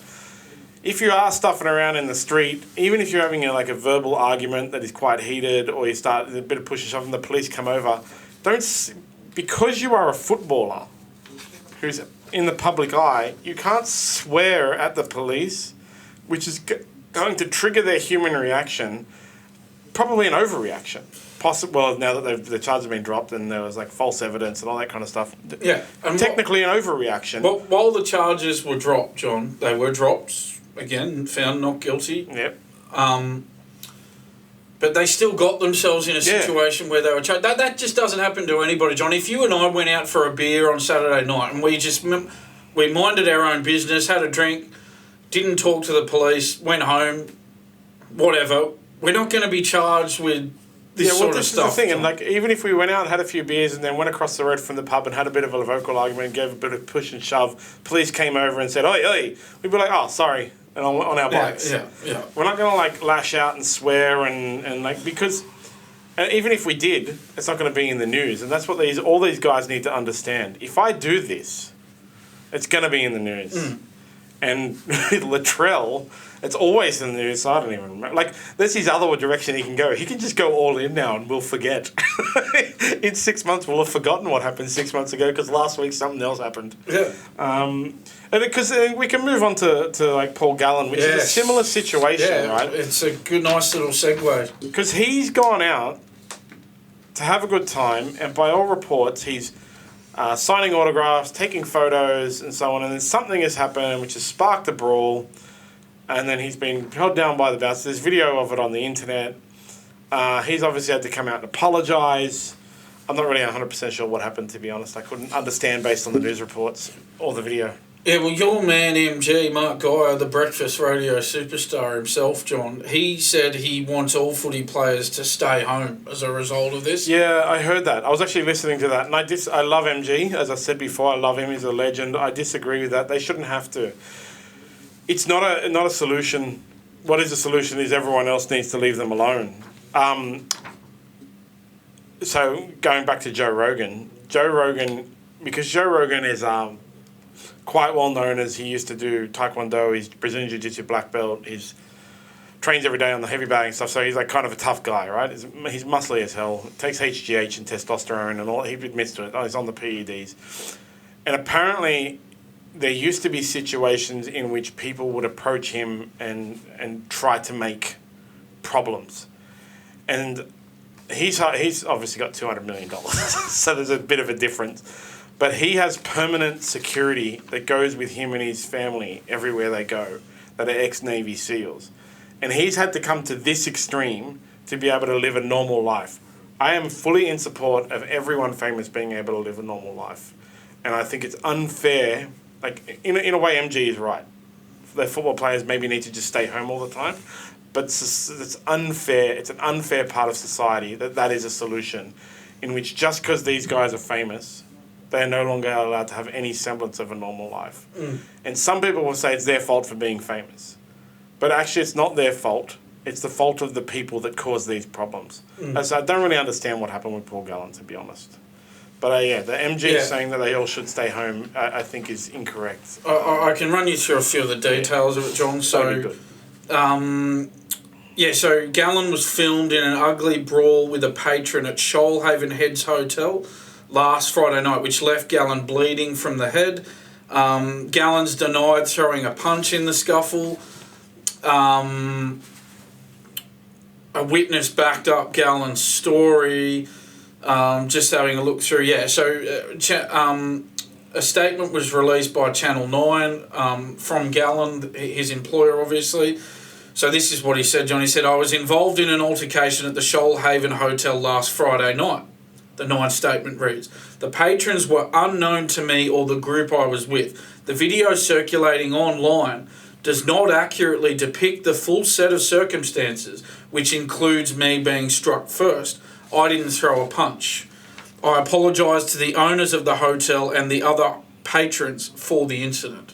So there you go. So the video online will never ever show the full story, which is another issue I have with it, and like why I disagree with the players having to stay home and famous people having to stay out of the public places. Because there was a famous video a few years ago in the bicycle people versus the car people, in which a video circulated. Actually, I might have written a blog about it, I can't remember, but a video circulated of a cyclist going down a bike lane and then hitting a taxi door as a guy opened the door, which is called being doored, right? And then the cyclist shouts at the guy getting out of the car, going on about like, first of all, the guy gets out of the car, he's really apologetic. But the guy's shouting and going, "You doored me," right? So the video starts at this point. Cyclist hitting the door, screaming, "You doored me," and then it gets into like a confrontation. When you watch the video, you're like, oh, that guy who opened the car door is an idiot, because he gets really aggressive, hyper-aggressive, and he was in the wrong because he doored him. But then the cyclist's friend had a change of conscience and released the full video in which it was actually fully a setup. All right? So the video, like a minute before, is them sitting there waiting for someone to open the door so the cyclist can hit him. And like, win the war. Yeah. And so that's one of the problems with all these videos online that circulate. Like, and people will say, it doesn't tell the full story, and then other people will comment like, I don't need to see the full story. But actually, you do need to see the full story. Paul Gallen's had witnesses to corroborate that he didn't throw a punch. Now, just because he didn't throw a punch didn't mean he wasn't involved in a brawl. But, I mean, if you're looking at a video and the other guy's throwing the first punch, I think you need to see that. Yeah, because anybody gets hit first, they're going to hit back. That's just human nature. Now, anybody. Doesn't matter who you are. In high school and in primary school, whenever you get in a fight and you say, he hit me first, the teacher says it doesn't matter who started it. It actually matters who started it. Of course it matters. Because what are you going to do? Someone punches you and you just go, oh, okay, I'm not going to hit you back because I don't want to get in trouble. It doesn't work like that, John. There's some famous occurrences with like UFC fighters and stuff like that. Matt Serra famously took down an aggressive person in a restaurant, went to Mountain and held him down. The guy's trying to hit Matt Serra. Matt Serra's an ex-world champion, Brazilian Jiu-Jitsu black belt, excellent striker. Sat in the guy on the guy's chest and held him down. And then as the guy was trying to hit Matt Serra was just deflecting his hand, saying, like, calm down, I'm not going to hurt you. And if you had have cut that video in a way that Matt Serra's just sitting on top of a dude and like slapping his hands out of the way and put some music over the top of it, looks like Matt Serra's being a knob. But in actuality, what he was doing was preventing violence. There's another famous one where Ryan Hall, who's a jiu-jitsu competitor, he's in a restaurant after a major jiu-jitsu competition. It's a really funny video to watch, actually, because he's sitting at a table with a bunch of, like, high-level MMA guys, jiu-jitsu guys, like monsters, like actual killers, like just dudes who would kill you if you ever attacked them. One of them is, like, a heavyweight champion, and they're trying to eat, like, some falafel or something, and some dude's being really aggressive to them. Yeah. And Ryan Hall's just sitting there, and the restaurateur or the person who owns the restaurant is saying, like, calm down, leave, I want you to get out, I want you to get out. But the guy's, like, fully trying to start fights with all these murderers. This heavyweight guy just keeps eating and ignores it. And then Ryan Hall just takes the guy down to the floor from his chair, which is really awesome, holds him down, takes it back and just holds him there, right? And the restaurant owner gets really panicked, but Ryan Hall's wife is also a jiu-jitsu, says, don't worry, Ryan's not going to hurt him. She's going to hold him, calm down. Meanwhile, this heavyweight guy's sitting there continuing to eat. Because, don't worry, Ryan's got this. But again, if you just cut that video to watch Ryan Hall dive off his chair into this guy, take him to the ground and start like holding him on the back and stuff like that, choking him asleep, you'd think Ryan Hall is the idiot, the aggressor. Yeah. But you go like 1 minute before and you see this guy literally trying to start a fight with like a table full of murderers. Yeah. And you realise, and that's why like video on the internet, whenever they say it doesn't tell the full story, I never believe it tells the full story. Yeah. I want to see 5 minutes before that video, man. Yeah. I want to see the bit where nothing is happening. Yeah, you know? Yeah.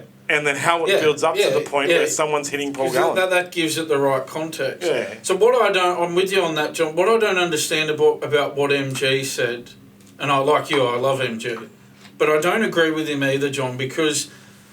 So what is he sort of saying that? I mean, that's the thing. Gallen's a former player. Yeah. So what is MG's effectively saying that if you once played NRL in your life and you're high profile, that you can't ever go out ever again in your life? I think that's pretty bizarre, John. MG is saying it basically, like doesn't matter who you are, what you used to play, but as long as you're famous, because it is true, man. Like I said, Joe Rogan used to get.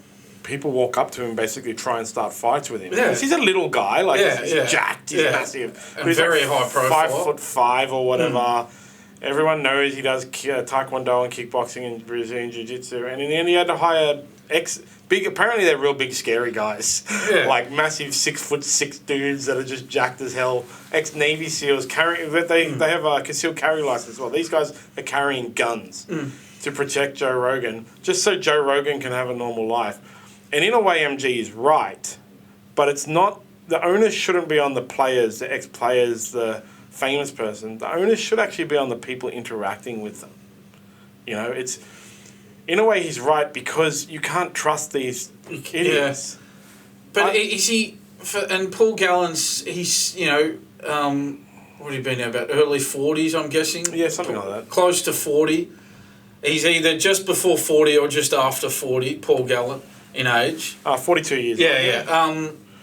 So what? A 42-year-old man that's still relatively young. Yep. Is he not allowed to ever go out again for the rest of his life? Yeah, and that's like, you're kidding me, right? No, That's not realistic. And there'll be occurrences where he'll have to go to birthday parties at venues and celebrations, restaurants, like everything. Like that's what I mean. Like, in a way, MG is right. Okay, I don't agree with him that should be the decision shouldn't be taken out of the Paul Gallen's hands. In a way that Paul Gallen can no longer go out simply, he's a boxer as well. It's taken out of his hands in a way that if he goes out, people approach him and try to start fights with him because he's a big, scary boxer dude. And look, man, if Paul Gallen wanted to, I'm looking at his weight here, 104 kilos. He's not 104 kilos fat. He's 104 kilos of pretty much muscle. The guy is a professional boxer. Like, literally a professional boxer. He's not the guy you want to be mouthing off to at the pub, John. But there are people who would look at Paul Gallen and walk up to him and say, I can take you, Paul. And look, one other thing, I've been at a party once. I talked about, I did Brazilian Jiu-Jitsu. I'm not the best in the world. I'm a coach and a teacher. I'm old. But I've been there with a black belt that I know who is legitimately like a murderer as well. We've been at a party where we arrived and it was a friend's friend, kept walking up to us like throughout the night as he got more and more drunk, talking about Brazilian Jiu-Jitsu, and it's asking so you can beat up my friend, and like, can you beat up that guy? Can you beat up that guy? And then, do you think you could beat up me? And as it progressed through the night, it got to a point where this black belt guy, my friend, he's a good friend of mine, turned to me and said, yeah, we've got to go. Like, he knew we've got to go because there was at this point where this guy walked up to us and said, like, if I just blast double leg you now, what are you going to do? And then went to do it as a pretend to make us flinch. And then we went, and then as he walked away, my friend turned to me and said, we've got to go now. Because he knew that was the next escalation. The guy was going to grab hold and do something. And that's that stuff doesn't just happen to Paul Gallen or Joe Rogan. It happens to people in general. And it's unfair of MG to say that these guys need to stay home because it's not just them that it happens to. But like I said, the onus should be on community, society. Everyone else should have stepped in and said to that guy, whoever was, whatever, I don't know what happened. We still don't know what happened, really, based on the reports. Should have stepped into that guy and said, mate, go away. Yeah. Leave him alone. He's here taking photos with us. He's signing autographs, because that's what I read. He was taking photos, signing autographs, being really friendly, chatting to everyone, and all of a sudden something blew up. Of course, Paul Gallen is going to want to go to the pub here and there in his life, John. For him to be expected to just stay home because he used to be an NRL player and he's high profile, that's ridiculous. What a better solution would be for someone like Paul Gallen to go, right, that what was the name of the place? Shoalhaven Hotel? Whatever, or Shoalhaven, whatever the venue was. Next time, maybe don't go to that venue because that venue caused you trouble. Work out which venues, because some venues are going to be more problematic than others, obviously. 100%. Work out what venues don't cause you that level of trouble and go to them. Yeah. Because locking yourself at home for the rest of your life because you're pretty high profile, that's just not going to happen, John. Is he married and has, I don't know, Paul Gallen, is he married and has kids and I think so, John. Yeah, again, not... Yep, spouse Anne Gallen. Yeah. Children, Cody and Charlie. But he's going to want to, again, John, a young man, he's going to want to go out for a beer with his mates every now and then, and he's entitled to do so, but I'm guessing he's not going to be going to the Shoalhaven Hotel, whatever it is, anytime soon. I don't, I keep reiterating, we don't actually know 100% what happened because we only see a 30-second video and then the reports are very, garbled. But the venue should also take it upon themselves to realise that, oh my God, Paul Gallen had a issue here. And every other player, every other ex-player, every other AFL player, every other person should go, I also don't want to go there. Because Paul Gallen is massively high profile. As I said, 104 kilos, professional boxer, hard man. He's a unit. Yeah. He had problems there. The kind of person that attends that bar are the kind of person that will cause issues with Paul Gallen, so we should all not go there. You know? That's right. And they need to come out and apologise and say, we should... there's bouncers in every pub. It's a legal requirement. What were the bouncers doing? I've been in venues in my younger days where, stuff has looked like starting. You're still young, John. You're still young. Younger though. Yeah. I don't like to go. One of the reasons I agree with MG is because I want to stay home. I just want to sit at home. We were like, want to go to the pub for my birthday? No, come to my house instead. Can we just go to your house? But there's always bouncers. In my younger days, I've seen bouncers jump on issues straight away. I know guys who are bouncers, and that's the thing. Like, the onus also has to be not just on society to leave people alone and not start stuff.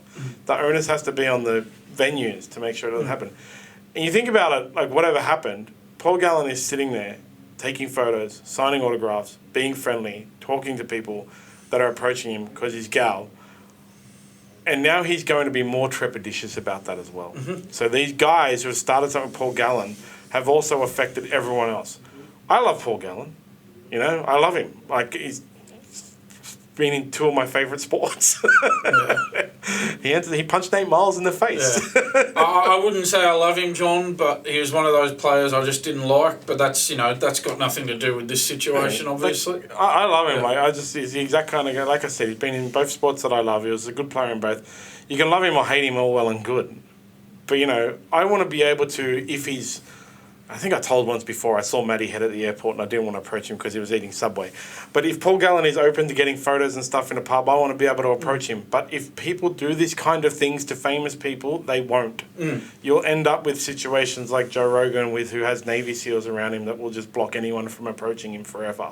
So you're ruining it for everyone's society. Just don't be an idiot. Leave them alone. 100%. If they're free to give photos and stuff like that, get your photos. Yeah. I feel for Paul Gallen. I feel for every famous person in these situations. Yeah, so do I. Yeah. Any other rugby league news? I think that might be it for league news, John. What about AFL? I have got a bit of AFL for you, though. I saw that book that we talked about is still in the news. The Cochin one. Yeah. Yeah, right. I don't have it in in my notes today, John. Were there any there's no new developments. Just more people commenting on it and just seriously. Way to stay relevant. I can't be bothered reading the book, John. Life's too short. You can't read every book. Never going to happen. What have you got for Western Bulldogs and Richmond great, John. Nathan Brown. He played for the Dragons, didn't he? He's predicted that, quote, somewhere between 10 to 15% of AFL players, quote, dabble in recreational drugs, end quote, in the off-season. He's a two-time All-Australian, Brown. He weighed in on illicit drug use in the AFL after those incidents involving Joel Smith, Elijah Hollins and Jack Ginnivan caused issues for the league. I think he's been conservative there. Yeah. 10 to 15% is conservative. Yeah. I would say they don't get tested in the off-season. So yeah. That's the thing. It's not one of those statements that really causes any great shock to you, is it? I think doomsayers and overly dramatic Chicken Little type people will think the sky is falling because AFL players are admitting that possibly some of the other AFL players take drugs. But you got to remember that between the ages of 18 to 30, it's more like 70% of people take drugs. So if you had to put a percentage on what he's saying, 10 to 15%, he thinks. If you had to put a percentage on what you think, where do you think it lands, John? Given their ages, I'd fully put in like the 50 to 70%. Because you got to remember these guys. Yeah. One of the things about these guys spend a normal person spends 8 hours a day with people at work, right? And that's where your friend group comes from. But it's very well publicised or known that when you move on from work, even if you've been working there for 10 years, you probably lose most of that friend group because the only thing you really have in common with those people is work. So it's the same with these AFL. We talked about it a few weeks ago when some Tavita Pengai Jr. had a whine about no one from the Bulldogs calling him.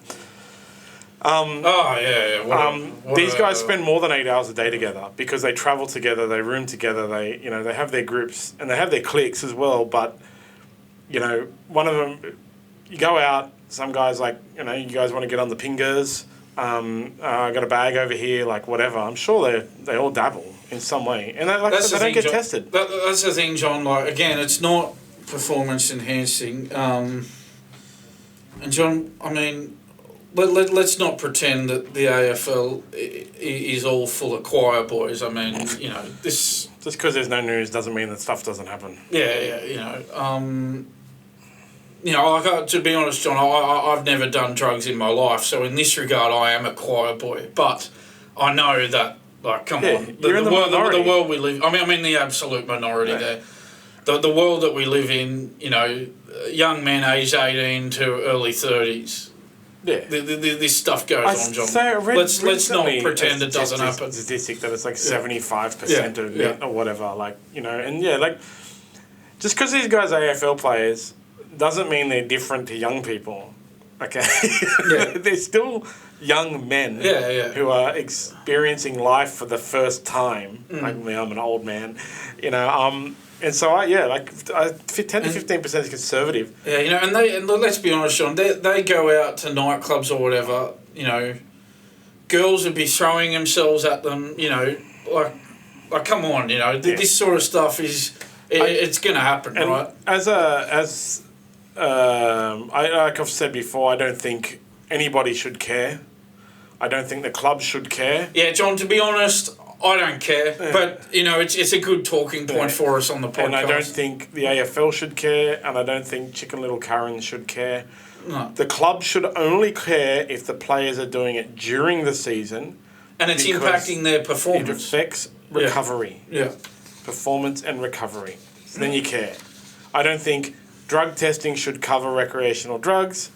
I just honestly, I'm one of those people that think they should decriminalise and legalise most drugs.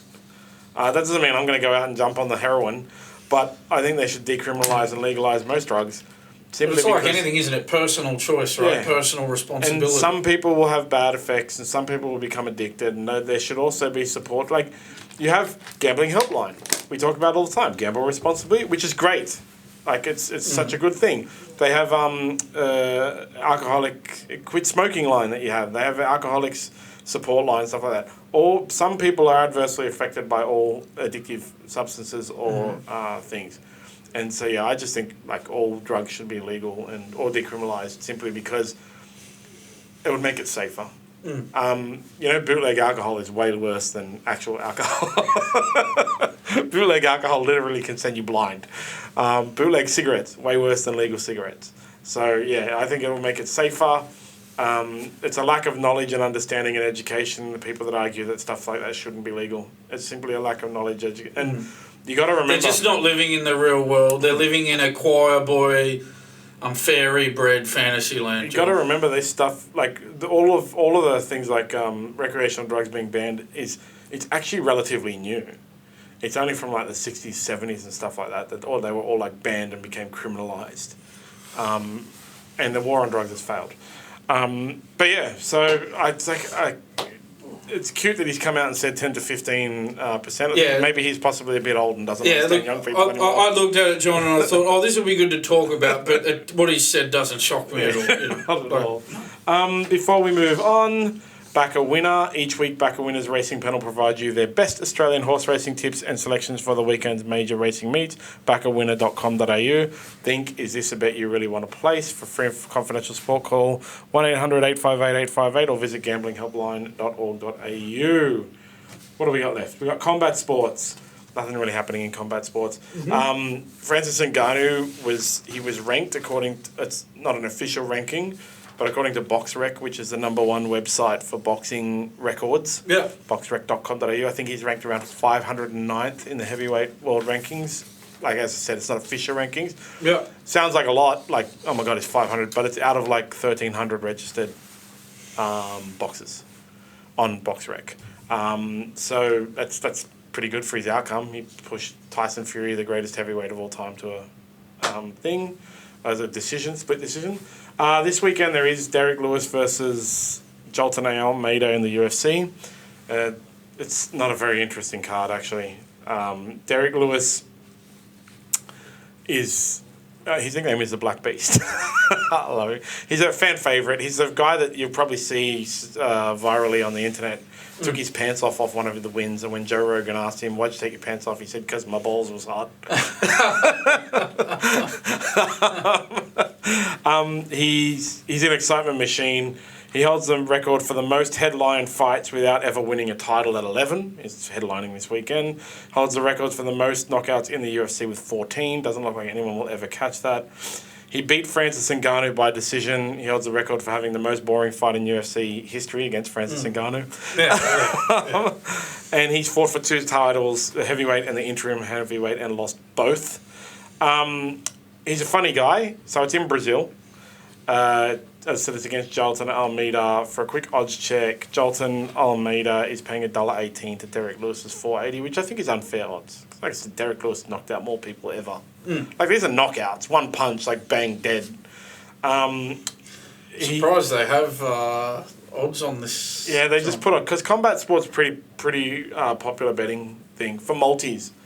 It's a massive multi-market. Like, I belong to a couple of Facebook groups specifically dedicated to betting on combat sports. And so there's something funny that came up when he was being interviewed. He said he was tricked into fighting in Brazil, because in Brazil, he was a late fill-in, someone else pulled out, and the UFC called him and asked if he could fight Jalton Almerida, his management, and they said yes. After he had signed, then they told him it was in Brazil, because he famously said he would never fight in Brazil because the taxes are so high.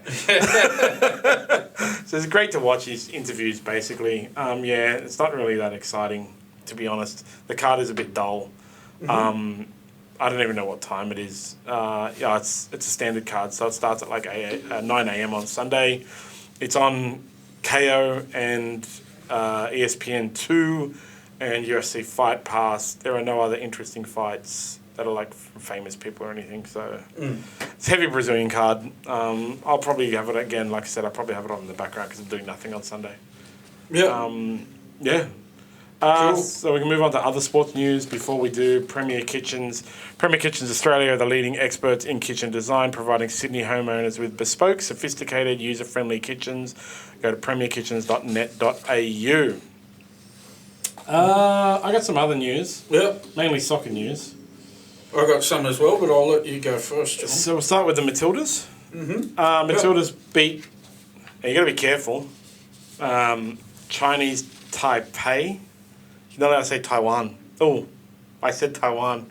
We're now banned in China. Chinese Taipei last night, 3-0. Yep. Which is what they really needed, because there's... So all of these matches are about qualifying for the Olympics, which is the next major soccer tournament. Matildas have famously come fourth in the 2 major soccer tournaments, Olympics and World Cup. It's only two teams from the Asia-Pacific region that will qualify, and there are a potential of 16 teams, I believe. So it's in 4 pools. Matildas needed to finish their pool first because the other teams are North Korea, South Korea, and Japan, and they don't want to play South Korea, apparently. South Korea is the highest-ranked team in that group. So out of those 4 teams, only 2 of them will go through to the Olympics, so hopefully Australia do. Yeah. Absolutely, John. I hope they're not interrupted by too many Taylor Swift concerts in the next little while. Mary Fowler scored as well in the thing. And Mary Fowler and Nathan Cleary are now dating. Woo! That's our very own Taylor Swift and Travis Kelce. Yes. Yeah, well, great form from... It was Philippines that last game. They won 8-0, wasn't it, John? Yeah. So, great form from Sam Kerr and Caitlin Ford at the moment. John, both scoring 3 in that game. Yeah. And, Mary Fowler also scored in that game and scored against Chinese Taipei. So, she's in red-hot form. That's the Matildas. There's also a lot of stuff about the Soccer World Cup. Oh, yeah. Saudi Arabia ended up being the only bidder for the 2034 hosting rights. Oh, yeah, didn't Australia get told not to bid? This is, this just speaks a lot to FIFA. FIFA was meant to have cleaned up their act after the debacle of Australia's last bid, in which we only got one result. Australian government spent like tens of millions of dollars to win the result. It was when Qatar won. Qatar had the last World Cup, right? Yeah, it was when Qatar won. Last year, yeah. Yeah, so that was the time that Australia when Australia and Qatar were bidding for it. And Qatar, so Australia spent tens of millions and apparently Qatar spent hundreds of millions in bribes. Oh, really? Yeah. They'd never do such a thing, John. So Never. FIFA was meant to have cleaned up their act after this. Okay, so this is the outline of events. FIFA announced 2034 hosting rights would be bid on concurrently with the 2030 hosting rights on October 4th. So on October 4th, they said, oh, by the way, everyone, the next bidding rights is for 2030, 2034. Deadline was by October 31st. So everyone who wanted to bid for the 2034 hosting rights, including Australia, only had just under 4 weeks to put together a bid. And it does take a lot more than that. You have to it costs millions of dollars, and you got to put a lot into it. Once they made that announcement, Saudi Arabia submitted their comprehensive and extensive bid 65 minutes later. Not sus at all, John. So Saudi Arabia ended up being the only bidder for the 2034 World Cup because the other two bidders that were going to present were Australia/New Zealand and Indonesia. FIFA President Gianni Infantino dissuaded Australia and Indonesia from making a bid and told all the AFC presidents, AFC is Asia Federation, so it's going to be in Asia. Asian Football Confederation? Yeah, something like that. Yeah. It's going to be in Asia, which includes Middle East, right? So either Indonesia, Australia, or Saudi Arabia, 3 Asian Pacific regions. So FIFA President Gianni Infantino dissuaded Australia and Indonesia from making a bid by telling all of the AFC presidents they should unite behind a single bid. He never mentioned Saudi Arabia by name, but Saudi Arabia was the only ones who ended up bidding 65 minutes after everyone was told you only had 3.5 weeks to bid. It seems completely legit to me, John. But FIFA cleaned up their act. FIFA's an organisation of utmost integrity, John. They'd never be involved in this sort of collusion. Australia basically will never be able to host a men's World Cup. After the success of the women's World Cup, you would think there was the whole thing about how one of the reasons the women's World Cup, women's soccer players get a much lower prize pool is because they raise. Obviously, it's worth less money, okay? And we can get into this in a later date. I'll bring up Ronda Rousey's points. But the numbers they threw around was something like, the men's World Cup makes $10 billion and the women's World Cup only makes $1 billion. But the Australian-New Zealand World Cup for the FIFA World Cup apparently made $4 billion. It exceeded targets by 400%. So you would think that Australia could present and say, hey, look what we did. And instead, they're given 3.5 weeks to make a bid in Saudi Arabia. And then that means they can't bid again for another, it's something like 10 years, 3 World Cups, 12 years. I think the problem for Australia in this scenario, John, is always going to be the time zone difference with Europe and a night game held in Australia. I think it's about an 8 or 9 hour time difference with Europe. So if the game kicked off at 7:30 p.m. in Australia, it'll be 10:30 a.m. or 11:30 a.m. in Europe, and that doesn't fit in with the European prime time television. Yeah. So the games in Australia to fit in with European television would have to kick off at sort of 3:30, 4 o'clock in the morning, and that's just never going to happen. So John. They use Europe as the time zone example. Yeah, they always do, but Australia has a response to that, which they have researched and done based on their last thing, where actually the TV ratings for FIFA, the FIFA World Cup, are more closely, there's more value in the Asian TV ratings than there are in Europe. Okay, there you go. I'm surprised by that for a sport like soccer, John. Well, it's just simply because something like China has 1.6 billion people.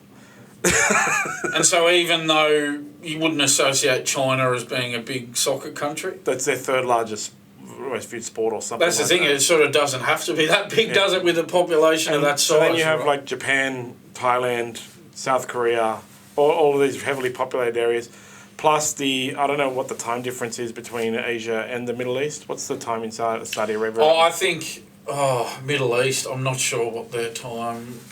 I know Asia's not far away from us, I don't think. 3:24 a.m, so yeah, they're 8 hours behind us. In the Middle East? In Saudi Arabia right now. So similar to Europe then? Yeah. So that would be an issue. And they can use the ratings as an excuse, but it's more to do with solely the fact that the Middle East has way more money to throw at these things, and FIFA doesn't take bribes anymore. Yeah, well, that could be the only reason why Qatar got the World Cup, John, because their time zone fits in with European TV. Yeah. There wouldn't be any other reason why Qatar got the World Cup. It wasn't the hundreds of millions of dollars they spent on their bid versus... No. There wasn't cash handed over in briefcases and bags to the officials making the decisions at all. Like, you can talk all about fairness and stuff like that all you want, but we do want it to be fair. And the Australian and Asian, Oceanic region, massive soccer fans. Yeah, we don't have population, although we do because of places like China, Thailand, Japan. But why don't they just be honest, John? Just come out and say, look, we're not going to award it to Australia because the time zone doesn't fit in with the European TV prime time market. They could be fully honest and say we're not going to award it to Australia because the Australian government won't pay us enough millions of dollars. Yeah, well, that's it. There's that as well. And look, Australia is not a big population country. It's not a big soccer country. Just come out and say that rather than, all this bullcrap. This nonsense about just suddenly announcing you've only got 3.5 weeks to do your bid, and then Saudi Arabia's able to put their bid in 65 minutes. This harkens back to Apple removing Fortnite from the App Store and Microsoft suddenly having a lawsuit ready to go in 15 minutes. None of that was planned. Exactly.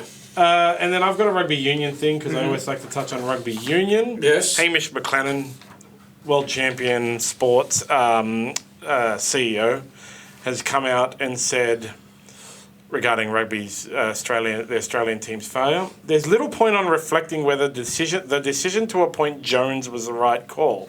I think that's almost irrelevant now because the system's broken and we need to fix it.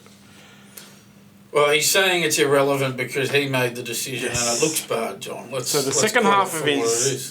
second quarter of his last quarter of his sentence is right because the system's broken and we need to fix it. The rest of his sentence is trying to deflect from the fact that he's part of the broken system.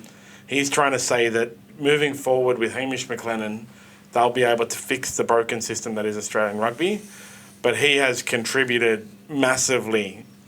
Well, he should go, John. He should be sacked. I think so. Yeah. I think that under Hamish McLennan, Australian rugby has fallen further and sharper in the short time he's been in charge than any time in the history of Australian rugby. Yeah, well, they've never missed the knockout stage of a World Cup before, and they have now. So Australian rugby is at its lowest point at the moment. Yeah, can't get any lower. And he's in charge. The buck stops with him as the CEO. And like Eddie Jones has, essentially fallen on his sword. I know he's going to go to Japan. Yes. He resigned. But he should go too, John. If Eddie Jones has to take accountability, well, he has to take accountability so all Hamish McLennan is doing now is trying to deflect all the blame onto Eddie Jones, even though Hamish McLennan was the one who made the decision to hire him. Eddie Jones has done a party swipe that said something. He said something along the lines of somebody needs to come in and deal with all the shit before someone else gets to come in and clean up all the shit. But mate, decline, sharp decline. They dropped further off the precipice than they ever have before. No, the facts speak for themselves, John. First time Australia didn't make the knockout stage of a World Cup, and Eddie Jones was the coach. Yep. He needs to take responsibility. This whole idea of, I have to take the fall for the next coach. No. You were brought in to do a job and you didn't do it properly, and now you're gone. So that's it. And that was it, Yeah. So that's my news. Have you got a Taylor Swift update, Blake? I don't. Sorry, John. Don't have one today. Well, that's a shame. Probably, I will have some more in the future, though. I know it does do well on our social media. I've got two for you, John. I'm going to start with the bad one first because we like to finish on a good note. News on a good note. Yes. So, John, the tragic death of former NHL player Adam Johnson has been described by a TV host as murder. What? So, family members of Johnson have called for this to be investigated. So, what happened, John? Johnson died after a collision with rival player Matt Petgrave during an elite ice hockey league match in the UK. Johnson, a player for the Nottingham Panthers, had his throat slashed by Petgrave's skate in traumatic scenes that unfolded in front of a crowd of about 8,000 people at Sheffield's Utilita Arena. Fans described the incident as one in a million, John. They said Petgrave was absolutely distraught as the incident unfolded. Footage of the tragedy emerged on Tuesday. One viral video showed Petgrave appeared to lift his leg with a kicking motion towards Johnson's upper body, John. Just extraordinary. Petgrave, he's been the victim of a barrage of social media attacks, John, as you would expect. Some Twitter users accused him of deliberately injuring his opposition player. So American TV host, John, Jesse Walters, he's poured fuel on the fire by suggesting to a former NHL star on live TV that Petgrave's action looked like murder. That's the quote. John, I don't know. I have a feeling could it be Jesse Waters, not Walters? The report I've written says it's Walters, but it might be Waters. I'm not sure if you want to look that one up for me, John. So I've just taken this from a report I've read. I thought it was Jesse Waters, his name, this US TV. It is, yeah. Yeah. So I think... I don't know, John. Do you want to just check if there's any TV it's Jesse host? Waters. It is Waters, yeah. Watters. So unless there's another American TV host called Jesse Walters, John, which I'm not aware of one that is, it must be Jesse Waters. But there you go, John. So that's an extraordinary story, isn't it? Yeah. I saw this. I saw mentions of it, and it's Jesse Waters. Yeah.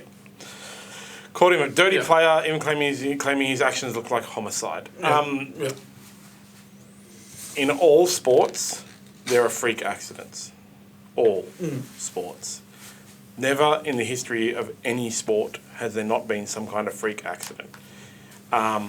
People have died playing soccer. This is just horrific because it was a throat cut from a sharp skate. And they sharpen their skates to make them skate faster, they have to, it's a thing. But there are freak accidents in all sports, and it's very distressing. It's like saying, who is the cricketer who passed away on the field? Phil Hughes. At the time that happened, there were people on social media also calling that murder because of the type of ball that was thrown and all this kind of nonsense. It's clickbait, it's clout chasing, and it's just uncalled for. Do you think that the player feels in any way good? And do you really need to pile on? Yeah, I from memory, John, Jesse Waters is a Fox News TV host. Yeah. John, it wouldn't be like Fox News TV host to sensationalise anything, would it? No, not at all. No. They're a high quality thing. Yeah, like FIFA, they're of the utmost journalistic... Scumbags. Well, they're the FIFA of journalism, John. They act with the utmost integrity all the time. Absolutely ridiculous. I feel so sad for everybody's family. And actually for hockey. I used to play hockey when I was a kid. I loved it. I watch it now sometimes. It's just really hard to watch because of time zones. Yes. And the lack of viewing on our televisions. But my little sister is fully into it. She recently came back from America after going to a few games. It's a great... I love the fact that you're allowed to fight in it as long as no one else jumps in. It's a weird rule. It's actually in the rule book. It also has some weird things in it, there's a rule that's never been used because they have ongoing overtimes. If the game is tied. And I believe if you get to the end of 6 overtimes, a special sealed envelope will be unsealed for the 7th overtime. Nobody knows what's in the envelope and what the rule is, and because it's never happened. So hockey has some weird stuff in it, and this is just a freak accident. It's an entertaining sport. Nobody would ever intentionally cut someone's throat with an ice skate. No. And there's just no need to say it. As I said, it's clickbait. So what was your happy news? Happy news, John. SAS Australia has finished, John. Finished last night. Congratulations to 2008 Beijing Olympic Games gold medalist Matthew Mitchum, John. He was one of only 2 recruits to pass the course on SAS. Well done to him. Great effort. A bit of an update from the last time I talked about this. AFLW legend Abby Holmes, she was culled from the course right at the end. A great effort from her to get that far. Australian Rugby League and Rugby Union crosscode superstar Mahalia Murphy also voluntarily withdrew right at the end as well. So she nearly got there, John. But a great effort by Matthew Mitchell. Well done to him. Well done. Excellent. It's a hard thing to win. Oh, a hard thing to pass, yeah. It's described as one of the hardest courses in the world. Yeah. So well done to Matthew Mitchell. Great effort. Well done, definitely. I might watch it next year. It depends on if I can get it on I'd recommend it, John. If I can get it on streaming without ads, I'm down. I got right into it this year, right in. So just before we finish up, Parker's Cellar. Parker's Cellar allows fellow wine lovers to access unrivaled pricing on your favourite wines with the added convenience of bottles with free delivery direct to your door. parkerscellar.com.au. You must be over 18 to order. So just our news, as I always mention, the Subversion sponsorship. We are sponsoring Subversion Ascension, premier jiu-jitsu event in Australia. It's on December the 2nd at the UNSW Roundhouse. You can buy tickets on Mosh Tix, just search Subversion Ascension, or head to smartb.com.au, go to the MMA page, and you can click on a link there. We are also running a competition. If you do love combat sports, sign up for SmartB at smartb.com.au and select Subversion as your referring partner, and you can win 2 tickets to the first Subversion event in 2024, which they usually run 3 events. It's a great night, a lot of high-quality competitors, very exciting, and I'll be there as well, so you can meet me. Don't forget our cricket competition. Sign up for smartb.com.au and select cricket as one of your preferred sports, and you can win a Jacobs Creek cricket pack of valued at $800, and we will be filming a shoot today with me playing with the pack, so everybody can know that it's real and not a scam like old mate said on social media. So just to announce as well, the Rugby League competition is coming. It will be to win 2 tickets and accommodation and tickets to the Las Vegas opening round. Oh, it's a pity I can't win, And Josh. no, you can't win. Against the law, isn't it? Yes. Can't happen. Don't forget to listen to Club Prairie Fire with Michael Vaughan, Adam Gilchrist, Ollie Silverton and James the Professor Rochford. Wouldn't miss it for the world, John. It's really entertaining. It's really great how much Gilly gives it to Michael Vaughan, seeing how badly England is going. They also have a competition where if you write on their social media your funniest injury you've ever had, you can win a pair of shoes, because apparently Gilly still gets the Australian cricket team shoes. Yeah.